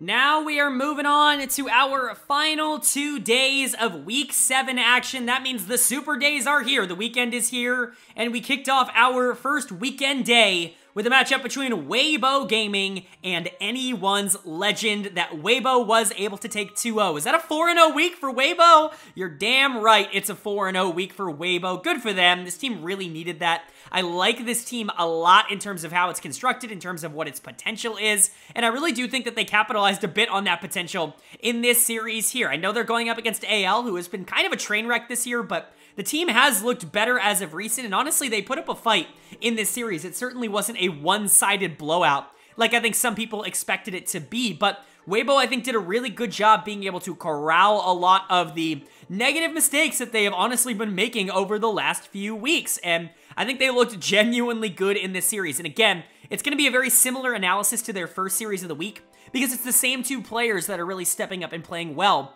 My player of the series is going to go to Xiaohu in the mid lane. Anybody who watches the channel knows I'm a pretty big Xiaohu fan. I like Xiaohu as a mid laner. I think he's been consistently underrated throughout his career as one of the greatest mid laners of all time. I know a lot of people aren't willing to put him in that conversation because LPL fans expect perfection, and then no player ever lives up to that, and then in 5 years, we're going to talk about him like he's Uzi. So it is what it is, but Xiaohu's been really, really good so far this year, and obviously this week was awesome for him. 2 good games of LeBlanc. Specifically, though, that game number 2 felt very impactful. Very, very fun coming out from him, but I would be remiss to not mention the Shy in this series because he pulls out the Quinn game number 1. This is an old school LPL counter to the Renekton. We saw this so much just a couple of years ago, 2019, 2018. We were seeing the Quinn get pulled out relatively frequently as that Renekton counter pick in the top lane. It felt like teams really moved away from those crazy counter picks, at least in the LPL, but the Quinn getting pulled back out here by the Shy, someone who has very notoriously played Quinn at a high level before. He was one of the big, innovators, I would say, of that in 2018, 2019. So to see him pull it out here against ZDZ, it was a lot of fun to watch in game 1. And he effectively executed that comp very well. You don't really see a lot of 1-3-1s come out from teams anymore. I would say with the importance of Dragon, specifically Dragon. I was going to say Dragon and Herald and objectives, but specifically Dragon. You don't really see a lot of teams committing to this idea of just gaining macro pressure by splitting the map, but the Shy's really good at that, and Xiaohu's also really good at that, and this team is really well constructed to be able to pull that off in game 1, and I actually thought they played that style really well. So credit to Xiaohu, credit to the Shy. They were definitely the 2 most integral members to this team in this series, and that's a good sign. Karsa continues to be really good this year. One of the better junglers in the LPL, in my opinion. He went into Xiaohao, who we'll get to, also had a really good series here for AL. Big shock, he had another good series. He has a lot of those, but I thought Karsa did a really good job of being able to generate leads for his laners in particular. This is where Karsa is at his best, when he has good laners that are able to generate leads on their own, and he can enable them to be able to carry the game, through the back half, through the late game, and that's what Karsa did on the Lee Sin. This pick has been huge for him over the course of his career, and that certainly is no exception now. So the top side of the map, definitely the most integral part, in my opinion, for Weibo, which is a good sign, because again, Light and Crisp are still good. They still won bot lane. The 2v2, they're still the better bot lane. So if they can be weak side for you, that is a huge dub, I would say, overall for Weibo. And I think their play style has definitely lent into a more successful winning style in recent weeks. As for anyone's Legend on the other side, it was honestly a relatively decent performance considering, you're going into Weibo and how you performed at the beginning of the year. But again, this team just isn't able to get it done in crunch time. Big shout out to Xiaohao. I actually thought he played this series well. ZDZ had some moments where he looked good, especially on that Cassante in game 2, but he was overall pretty unimpactful. And then moments, I guess, where Pins and Betty were solid, but I continue to have a little bit of a gripe with how Sword Art is playing in the support position. Again, 2 engagers here. The scoreline's going to look a little bit worse because of that, but it's just the lack of engagement. It feels like Betty is a part of almost every play that AL wants to do, but oftentimes Sword Art is late to these plays, and as the engager, I just don't understand where he is or what he's doing. Vision is not more important than protecting your AD carry. Vision is certainly not more important than a team fight that is going on that it becomes a 4v5 because Sword Art is late to it. I just don't really understand the macro decisions that he's been able to make. I do think he has been the weakest player on this Anyone's Legend team so far in 2023, and I honestly wouldn't be surprised if this team is looking for an upgrade. I know Betty and Sword Art wanted to play together, they wanted to find a team together, and that's why AL kind of formed the way that they did, but it's just not working out. I don't think Sword Art's been good at all in 2023, and I think it's really held the team back. Like I said, I thought topside was good, specifically Xiaohao on 2 games of Viego. This is a champion that he piloted very effectively last year. I think Viego's rather unmeta right now, rather out of meta, but it doesn't really matter. If you can still pilot him at a high level, he's going to be able to take over a lot of these team fights, and he came very close to being able to swing some team fights, especially in that game number 1. And then ZDZ, like I said, had some moments in game number 2 on the Cassante, even if I do think the Shy was overall the better top laner. I would say for both teams, it's kind of an okay series. For AL, you come out of a series against a good team, looking relatively competitive, not just rolling over and dying, and that in and of itself is a good sign, I would say, for the team that really has struggled up until this point in the season. And then for Weibo on the other side, you met a really feisty AL team, and you were able to take both games off of them. You were able to close it out. You had really nice macro, really good decision-making, and it's your inconsistent players that are stepping up and really playing well. I think Weibo is going to be very, very happy about how Week 7 ended up turning out for them. I'm just hoping and praying that this is the Weibo that we get more consistently, because the win trading Weibo is really hard to watch. This Weibo, though, very, very happy to see. Moving on to our second series of the Super Day, the first Super Day here in the weekend of the LPL. we had a really good clash that I was really interested to see. We had Top Esports taking on Royal Never Give Up, and Top Esports takes it 2-0. This team's looking really good right now, and you know it's a good sign when it really feels like you are getting prime Rookie in this series. I mean, he was unfreaking believable here. Easiest player of the series in my entire life. This was Rookie, and more Rookie. I don't want to take away from the rest of Top Esports. Xingtian in particular played really well on the top side, but how do you not watch these games and not go, God, Rookie's like the coolest player of all time. He was the Akali in game 1, that ridiculous 1v3 that he was able to pull off in the mid game. Poor Gala had absolutely no shot on this Lucian of being able to play the game. And then game 2 on the rise. Not only is he super up in the mid lane in terms of CS, but he's out on the map, he's roaming heavily, and no one is actually able to deal with him. He's going to be pushing in lanes, he's going to be team fighting, he's always in the right spot. Like, this is an MVP level performance from a player who has consistently played at an MVP level over the past few years. It's just so good to see Rookie play like this. I know he hasn't been bad or anything over the past few years, but it just feels like he's been trapped on team after team after team that just fails to be able to perform around him. Last year with V5, many years on Invictus Gaming, but on Top Esports, it feels like he finally has the opportunity to just show up and be the best player in the series and just win games for his team. And that's what happened here. An unbelievably good series for Rookie. It is hard to talk about anything else because it really was that good. I am going to talk about other things because it's my job here on this channel, but big credit to Rookie. If you just wanted to talk about Rookie, I totally understand. But Xingtian in the top side was really solid. Game number 2, he was pretty far down in CS. We'll talk about Breathe. I know his scoreline doesn't look good, but that Alawi pick in game 2 worked. Like, he was up 30-40 CS in that game, but Xingtian Sion, he's just building health, he's building tank, and he's eventually going to hit the point in the late game where he's no longer killable. It was very similar on the Ornn in game number 1. Just his ability to be solid in the top side is such an asset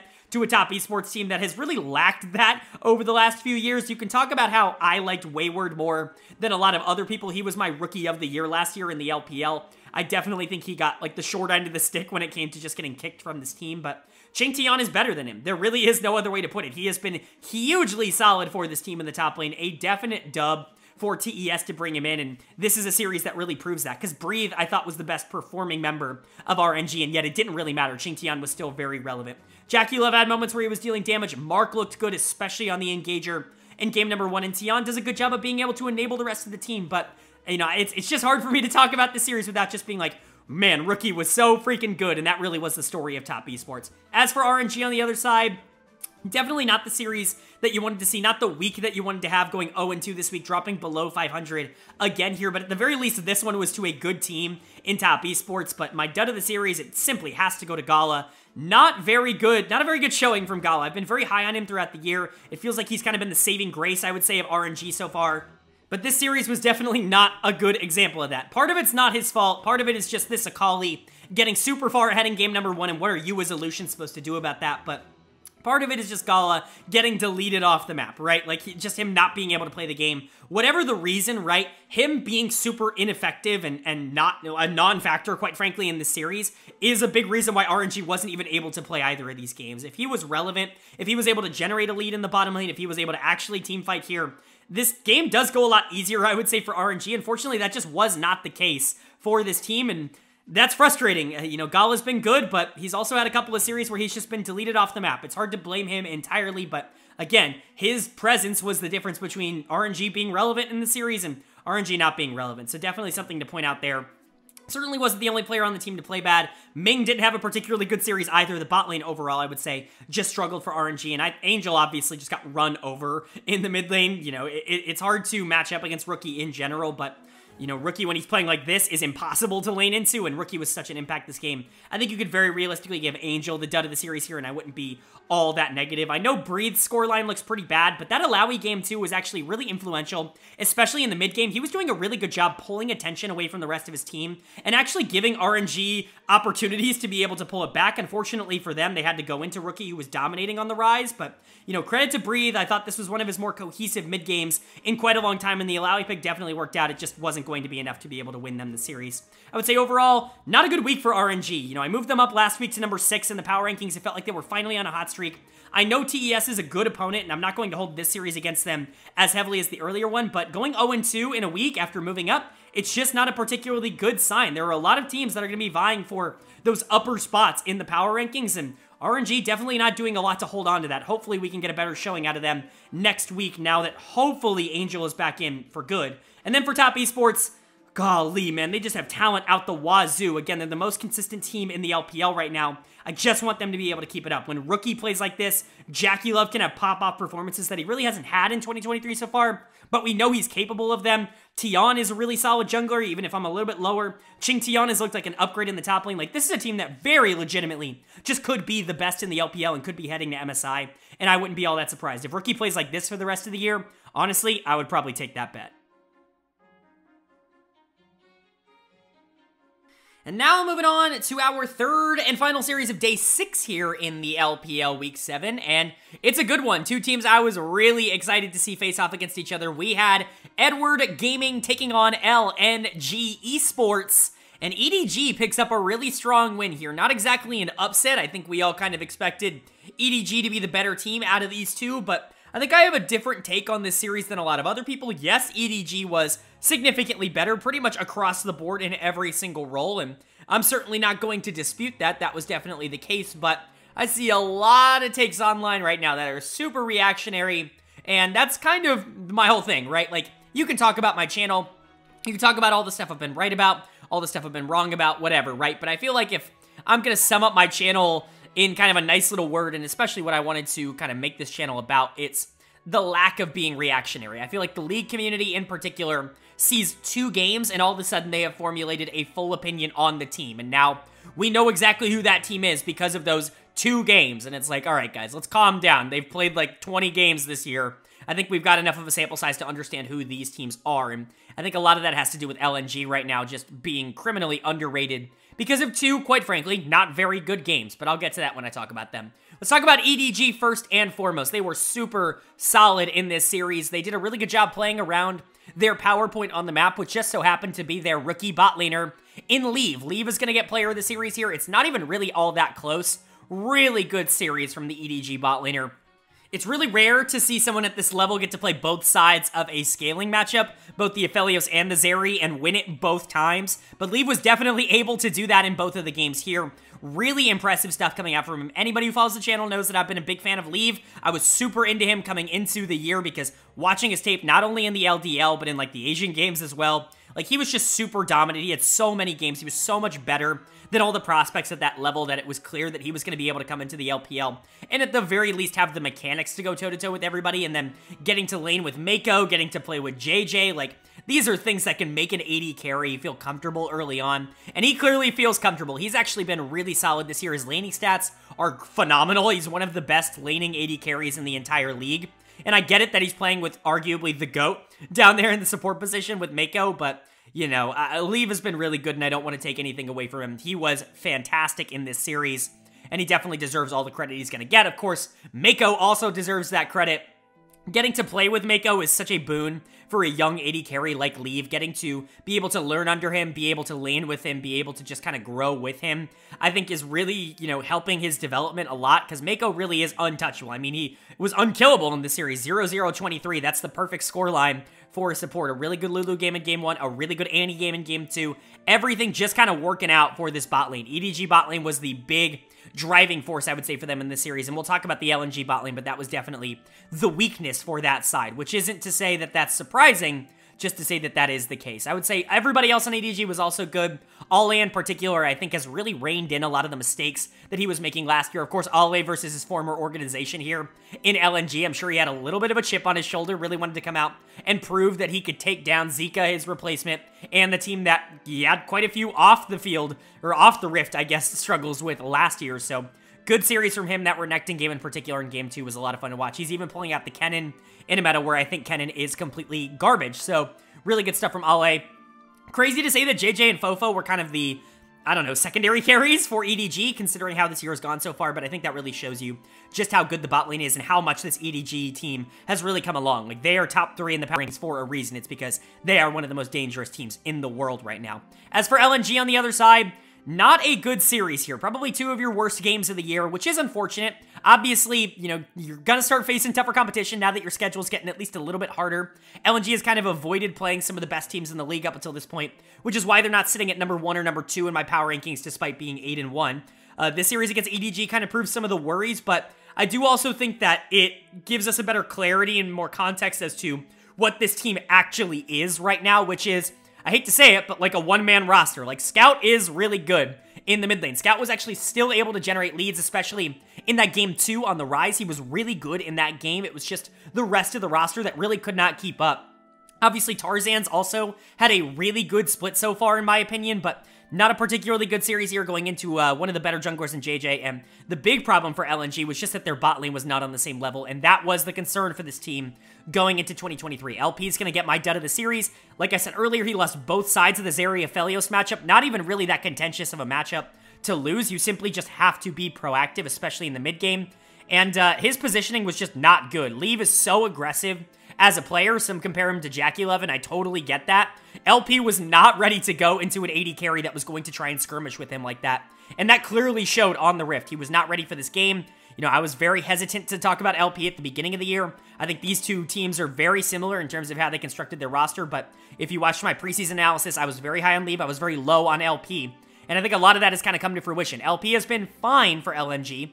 He has not been the point of strength for this team. Obviously, that's been jungle mid, but when they're going up against some of the best teams in the region, some of the best teams in the world here in the LPL, this bot lane might be a little bit susceptible, and that could be something to look out for LNG. If anything is going to hold them out of the top standings, it's probably going to be this bot lane not being particularly good. It's also worth noting that Zika was just simply not as good as Ale in the top lane, although I think that mattered significantly less than the jungle losing and the bot lane losing. So overall for LNG, not exactly what you wanted to see in their first big test. Maybe at least looking competitive in this series would have been a nice little roundabout, but at the end of the day, it's not like they were going into some shitty team and they got blown back.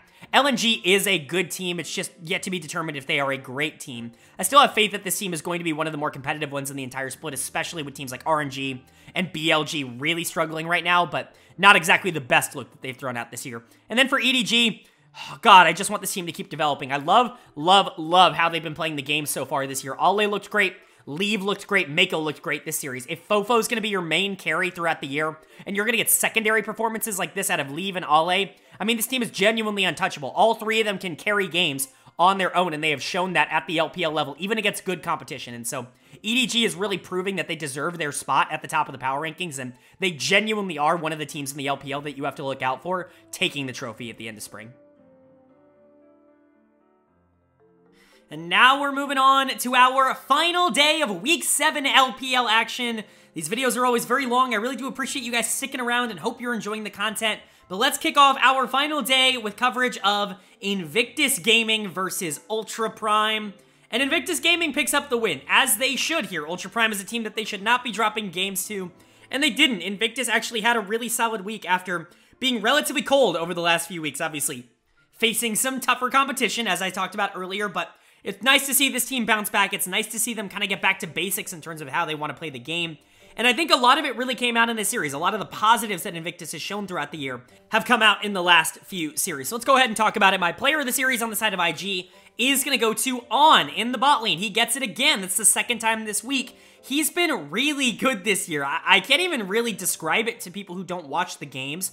But the difference between On and some other AD carries that have been really good in the past but just aren't living up to it, or maybe have really high expectations but aren't necessarily delivering, is staggering. On has been terrific this year. It's not just the stat lines, it's the way he positions, it's the way he's up in CS basically every single game. It's the way that he takes advantage of his leads by trying to fight in the mid game and posturing aggressively, and his team plays around him super well. Like, On is just the perfect AD carry right now. Legitimately somebody who is in my MVP conversation, like in my brain. I know that feels like it's something that shouldn't even click in that way, but On really has been that good, and in my opinion, I said this earlier, he's been the best person, the best player on this Invictus Gaming team in 2023, and he deserves all the credit that he's been getting. He really has taken a gigantic leap up, and he's a big reason why this Invictus Gaming team is sitting at 7 wins, way above 500 in the playoff race right now. He's looking really, really good. Another really good series from him, going up against the best part of Ultra Prime, which is their bot lane,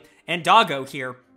to see On really come out on top and just look really, really solid doing so. It's just another example of On being better than the middle tier of the LPL. Like, he is not a mid-tier, you know, bot laner in the LPL anymore. There's just no way to consider him that. He has proven over the course of the split that he is an upper-tier AD carry in the LCS, and he deserves to be treated like such. Wink has been good as well. I don't want to take that away.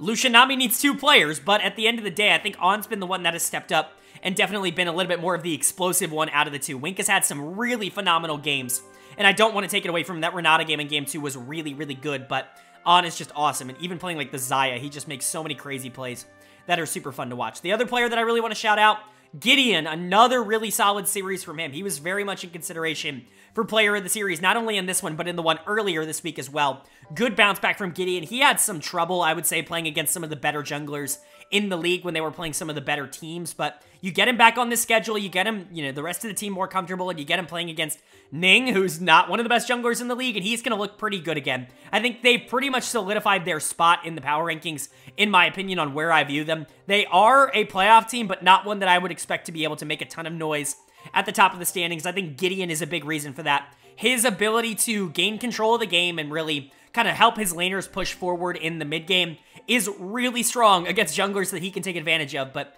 against the ones that are taking advantage of him, this team just doesn't function in that same light. So credit to Gideon, really good series from him.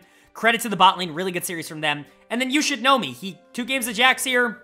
And Jax is one of those champions where if you're playing it into Kennen and you're just better, you're going to dominate. We'll talk about the top lane matchup in a bit, but You Should Know Me was much better than his counterpart Harry in this series, and that definitely shone through. So Gideon, On, Wink, definitely the standouts, but a good series from You Should Know Me. Solid series from Dove. Again, you know, I don't want to say the lackluster member, but the player that I think gets the least amount of headlines on this team is definitely Dove, but overall, good win for IG, definitely needed, and they've put themselves right back in the conversation for being a pretty nice team. As for Ultra Prime on the other side, this is who they are. I feel like I've talked about this a lot, but bottom 4 feel pretty locked in. Ultra Prime, unfortunately, is definitely a part of that. Even with some of their contentious games, I would say, you know, throughout the year, they just don't have the talent to be able to compete with a team like Invictus Gaming right now. Dud of the series for me is going to go to Harry in the top lane. The scoreline tells you all of it. Playing Kennen in 2023 is a very bold call. I don't think that that champion is particularly good right now. We're seeing LPL players pick it back up. I know that there are a lot of top laners in the LPL that particularly love the Kennen pick, but again, if the champion sucks, then maybe don't play it. Like,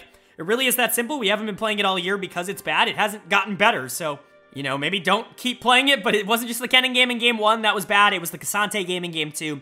It just felt like he had no pressure on the map. He was getting destroyed in lane. He was super irrelevant when we got to the mid and late game team fights. Just not a good series from Harry, who has been very underwhelming as a top laner, but certainly not the only one. I thought Bao Lan in particular was not good in this series. The Thresh in Game 2, not particularly inspiring. I don't think Bao Lan has been very good recently, really, at all. Ching is one of the worst mid laners, if not the worst mid laner in the LPL.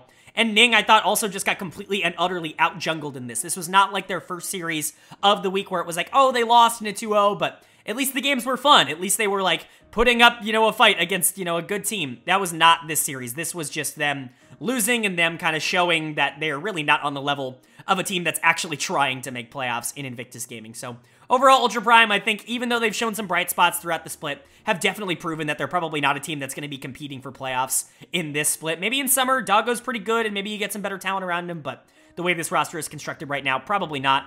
And then Invictus Gaming on the other side, a 2-0 week is exactly what the doctor ordered. Getting back on track, getting your feet under you, realizing what winning is like again. Your bot lane is super good, and they're actually legit. Like, I really don't think that they're flashes in the pan. I think this is going to be able to stick. On especially looks really, really good. And Gideon had a much better week, I think, than he has in the last couple of weeks. And so overall, I like what IG's been able to do. Hopefully they're able to keep it up, even against teams that are slightly better than Ultra Prime. Moving on to our second series of day number 7 here. And it's an upset, and it's a good one. This is a fun series to watch. We had JD Gaming taking on OMG. And JDG drops another series, this time to the young upstarts at Oh My God. Big win for OMG. You've really got to be excited for this team. Obviously, I've been banging the drum for this team for quite a long time. I'm a big fan of Cream. I'm a big fan of Shanji. I'm a big fan of PP God. I thought this year was going to be the year these guys finally got it together and entered that upper echelon. And while that hasn't exactly been the case so far in spring, this is a pretty freaking big win for an OMG team that really is talented. And you know what? It was a team effort. Some mistakes made by a couple of players, but even those mistakes could potentially turn into opportunities for the team to be able to take the win. Obviously, game 1 was JDG. Another really good game coming out from Knight. He's had a lot of these so far this year. I still feel like Knight is somehow underrated by the community, even though, in my mind, he is one of the best players in the world, and he has been for quite a long time now. But Knight with another really good Vex game in game number 1, but games 2 and 3 really decided by this OMG bot lane, and that's not really what I expected going into Ruler and Missing for Abel and PP to be the two that really stepped up and made the difference, but that's exactly what happened. My player of the series is going to go to PP, our Lord and Savior, down in the support position for OMG. Really good series for him. Obviously, they came out after and they talked about how the backdoor decision was a PP decision with Shanji and Cream teleporting in and winning the game. But even outside of that, I saw some people criticizing how PP plays early laning phases. I just don't agree with that. I feel like watching the games has led me to the understanding that PP not only vocally makes his team better, but actively is very good mechanically as well. I feel like we get so much information on the morality and, you know, how much PP sways, like, thinking in terms of a team dynamic with whatever team he's on, but not nearly enough praise, I think, gets thrown onto PP for just how good he is at the game of League of Legends. And truly, he is good. That Renata game in game 2, very good. That Annie game in game 3, still very good. I would argue he was easily player of the game in game number 3, that all-important game 3. Some of those Annie engages were super crucial. His damage was incredibly important, and obviously, you know, you can't overlook the fact that he is the primary shot caller for this team, who just won based off of a macro play. So, big ups to PP. I think Abel was also really good in this series. I don't want to take anything away from Abel. Of course, he did get caught towards the back half of game 3, but at the end of the day, that's how OMG ended up winning the series. I think outside of that, man, that Aphelios champion can be really strong sometimes if he's used in the right context. I was talking about this earlier this week. People always talk about Abel's Samira as his big champion pick, which is correct. It definitely deserves to be in that category, but people don't nearly talk about Abel's Aphelios enough, and that's what we talked about in their win earlier this week, where he was able to pull it out 3 games of it against JDG, arguably the best team in the LPL here, and he looks really good in all 3 of them. Really good showing from Abel. That champion, when he gets that overheal with shield bow on Red Gun, like, that is a scary champion to deal with. He's gale forcing in, executing people. It's just really, really fun to watch when that champion is, like, I don't want to say broken, because he's certainly not, but when that champion is able to be played at a high level, and I think Abel did that in this one. Abel and PP were phenomenal. It's hard not to shout out Cream, though, in the mid lane. Cream did a really good job actually playing into Knight. Knight was relatively strong in this series. I would say he was the best part of JDG, generally speaking, but Cream definitely deserves some respect for that game 2 and 3, going into Knight, and genuinely, like, beating him in both laning phases. Cream is a player, obviously, that I'm incredibly high on this channel. You would call him one of the channel darlings, I would say.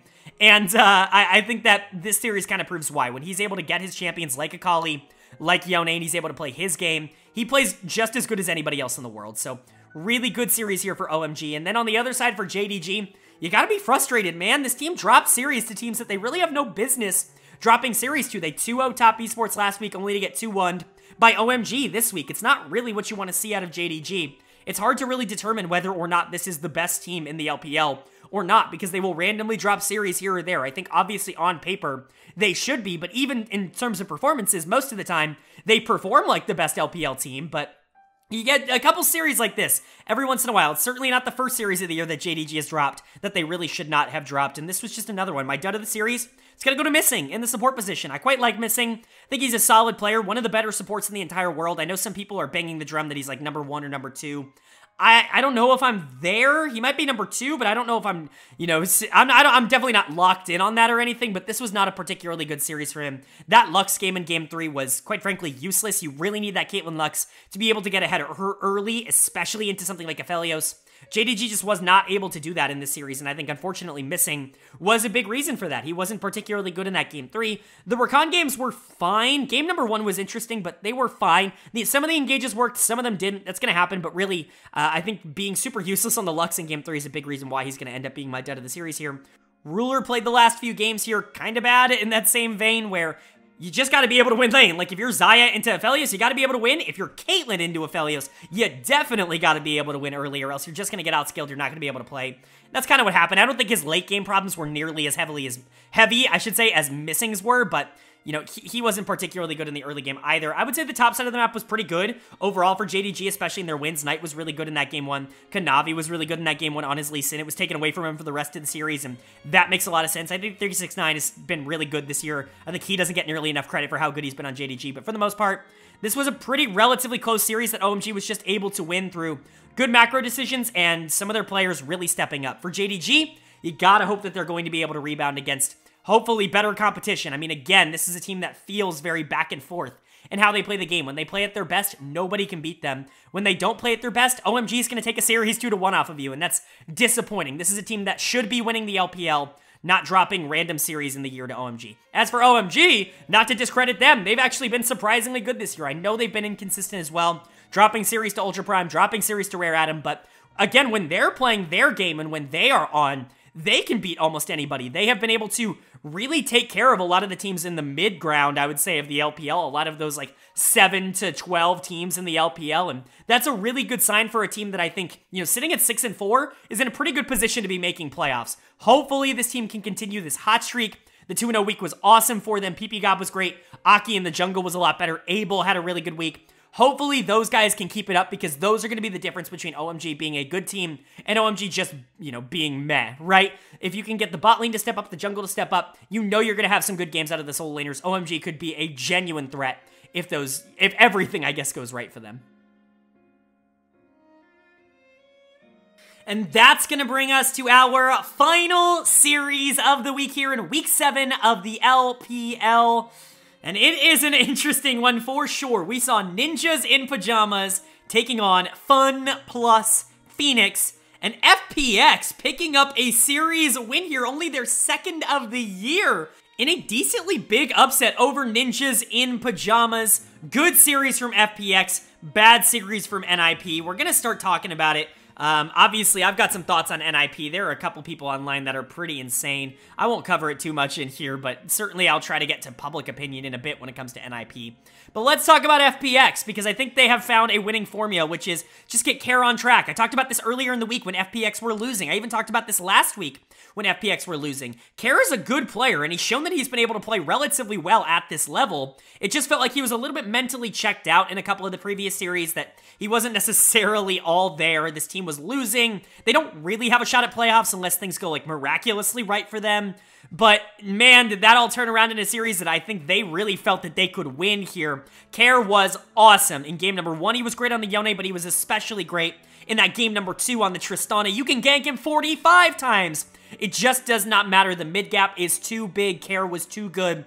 Easy choice for player of the series here for FPX. He was phenomenal, honestly. Like, this is the Care that I want to see. We've talked about him in the past as somebody who could potentially rise up into being one of the more interesting mid lane prospects in the league. There are a lot of very good mid lane prospects in the league right now, but Care has shown some performances at a relatively high level that make you wonder, like, this guy could really be something, and this was another one. I know he's going into the weakest mid lane room in the LPL right now, maybe with the exception of Ultra Prime, but still, being able to do this at any level of the LPL is strong. Like, being able to do this against another LPL team is incredibly important and a really good showing from Care. He played awesome.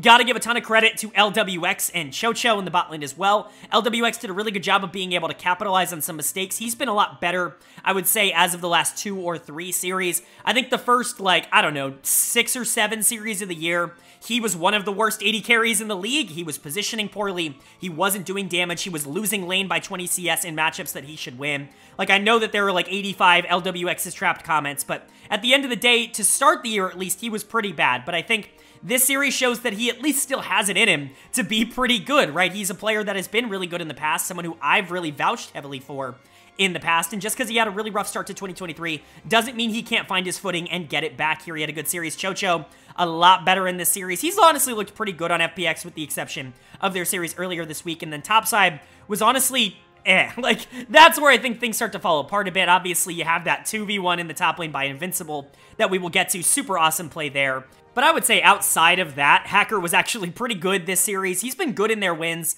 and bad in their losses. That's kind of just how it is for Hacker. We know who he is as a jungler at this point. Not really a lot to analyze there. I do think Fairness is an upgrade in that top lane, even if he wasn't perfect in this series. I still think that he just offers a little bit more than Zhao Lao, who did earlier on in the year. I think Fairness being here is overall more positive for FPX, and I'm hoping he stays. But really, it's about Care. If Care can carry these games, they're probably going to win. If Care cannot carry these games, they're probably not going to win. He is the focal point for FPX, and it's really all about him. As for NIP on the other side, I'll quickly tackle the narrative, because like I said, I don't want to cover it on this channel too much more, but there are a lot of Rich fanboys out there. Rich is an okay player. Like, he's certainly serviceable. He's definitely LPL caliber. He's not, like, a negative at all. He's a good team fighter and a bad laner, but no Rich fan out there is going to be telling me that Rich was going to make the 2v1 play that Invincible made in this series. Also, if anybody is out there saying that Invincible is the problem on NIP, they're just not watching the games, and I respect that. Honestly, I saw a comment, I can't remember if it was Twitter or Reddit, I'm sure you guys can find it somewhere on the internet. It had like 5,000 likes or something like that. It must have been Twitter then, because Reddit doesn't get that, but it had a lot of likes where it was like, get Dream off of this team, he's being wasted, and I'm like, am I the only one watching these games? Am I the only one to realize that Dream's been the worst mid laner in the LPL in 2023, and that Pout certainly isn't better, and that Zhao Bao has been less than average mid laner, and Photic and Jewel are playing all right. I wouldn't say that they're superstars. Again, we've seen what a good bot lane can do on a bad team, and usually it's at least like 9th or 10th place. That's not exactly what's happening here. I would argue that Invincible has been one of the better members of NIP this year, and he offers significantly more. Rich is officially gone. Hopefully I get to stop having this conversation. I get to stop having these conversations about why Invincible deserves to start over Rich right now, or why it's justifiable. But go watch Game 2. If you tell me that Invincible was the problem, I just don't understand. Like, we're just going to have to agree to disagree at that point. But the problem, in my opinion, has been this mid lane, because holy crap, they cannot find a mid laner who can play at this level. They just don't have one. Dream was awful to the point where he had to get benched. He was getting beat by everyone at, like, record pace. And then they bring Pout in, and it's not like he's been much better. He's going to get done of the series here. Got obliterated by Care in this matchup, and really that position is the one that's holding NIP back from being a relevantly good team. This is a team that has really, you know, kind of opened up the bottom section. I've been calling it a bottom 4-all video. It really could be a bottom 5 with the way NIP are playing right now, because they just aren't able to get wins. Zhao Bao was really bad in this series, 2 games of Lee Sin. This is a champion we've seen be really effective at the LPL so far this week. Not so much for Zhao Bao. He wasn't able to generate the early leads, especially into the Elise, and then the game just snowballed out of control for FPX.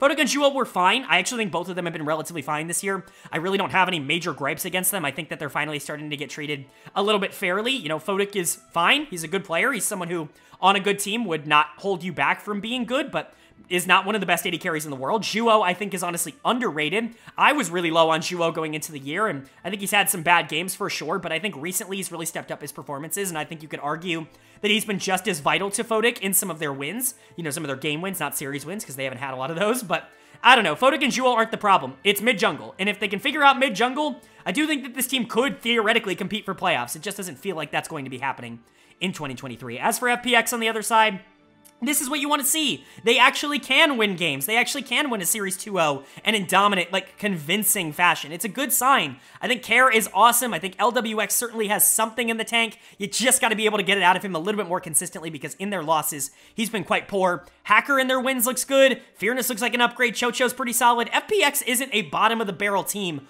on paper, even though they've kind of been performing like it. These are the performances I want to see more out of this team. Hopefully more of this and less of what we saw earlier in the week. Alright, that is going to do it for my analysis of Week 7 here in the LPL. Up on your screen right now, you're going to see the updated LPL standings after 7 weeks of games. Of course, any ties will just be broken alphabetically. Not that there are that many ties at this point in the season, although top of the standings there are right now. Of course, in the first column to the right, you're going to see my updated power rankings. In the second column, you're going to see how those have changed from last week to this week. Let's go over the biggest risers, biggest fallers. Not a lot of changes this week. It's really hard to pick out who is actually better than who in the LPL right now, so I'm honestly reserving judgment a bit. I feel pretty good about how my rankings ended up working out. Still feel like I have teams like RNG and BLG too high, but there really aren't a lot of teams below them that I feel more confident in. OMG obviously with some big wins this week, but I need to see it be more consistent. They've lost some games this year that I don't think are pretty good. That worries me about putting them higher. You know, teams like IG won this week, but I don't really want to pass ThunderTalk for them because ThunderTalk was also pretty good. And then, you know, down at the bottom, there are a few more changes. I'll say that Weibo goes ahead and jumps LNG here. Not a great series of the week here for LNG, but Weibo looking consistent, looking good. Still have some reservations about how consistently they're going to be able to do that, but I think Weibo at 4, LNG at 5, I think is relatively fair right now. And then the bottom of the standings, like I said, have some changes as well. NIP is going to drop all the way down to number 16 for me. They're going to fall below FPX because they got destroyed by FPX. LGD is going to jump all the way up to 13. This team has been surprisingly competitive, and even if I don't think they're going to be pushing for playoffs, at the very least, they're interesting to watch. That means FPX jumps to 15. Ultra Prime is going to stay at 14. They just get leapfrogged by LGD, even though NIP drops down. AL is going to stay at 17 just because they looked so bad at the beginning of the year, but realistically, they look pretty good too, and honestly, they could be climbing as the season goes on as well. But those are the changes. Not a lot this week. Let me know what you guys think of that. I'm going to reserve judgment, like I said, for future weeks because I'm just curious to see how things are going to go. I think top 10 feels pretty good right now, and I didn't really feel it was necessary to make too many crazy changes, but that's going to bring us to our Player of the Week and our Dud of the Week here in Week 7. My Player of the Week is going to go to Xiaohu on Weibo Gaming. He was just really good this week. I know I'm a big Xiaohu fan. I know I'm kind of on the Xiaohu hype train, but he was really, really good again this week. Him and the Shy formed a really dangerous mid-top duo, solo lane duo for Weibo, and I think that really impacted how they wanted to play out the macro game. Both of them playing at their top level really helped the team, but Xiaohu was the one who completely took over. This is the spring Xiaohu we've been waiting for. Really good week from him. Almost gave this award to on Invictus Gaming, who also had a really good week, but I decided on Xiaohu. I thought it was a little bit more impactful. My dud of the week in Week 7 is going to go to Biubiu on WE. He just was so bad in both of their series.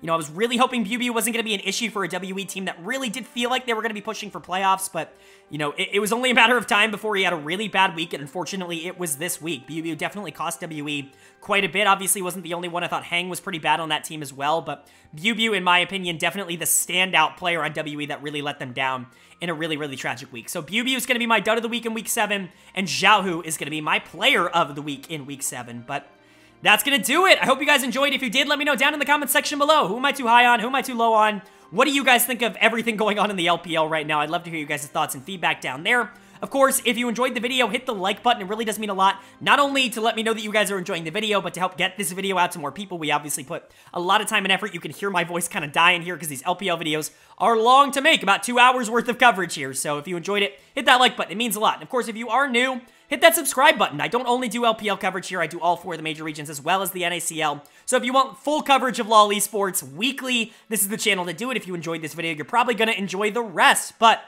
of course, with all that being said, I hope you all are having a great day. I hope you continue to have a great day. And I will see you all later.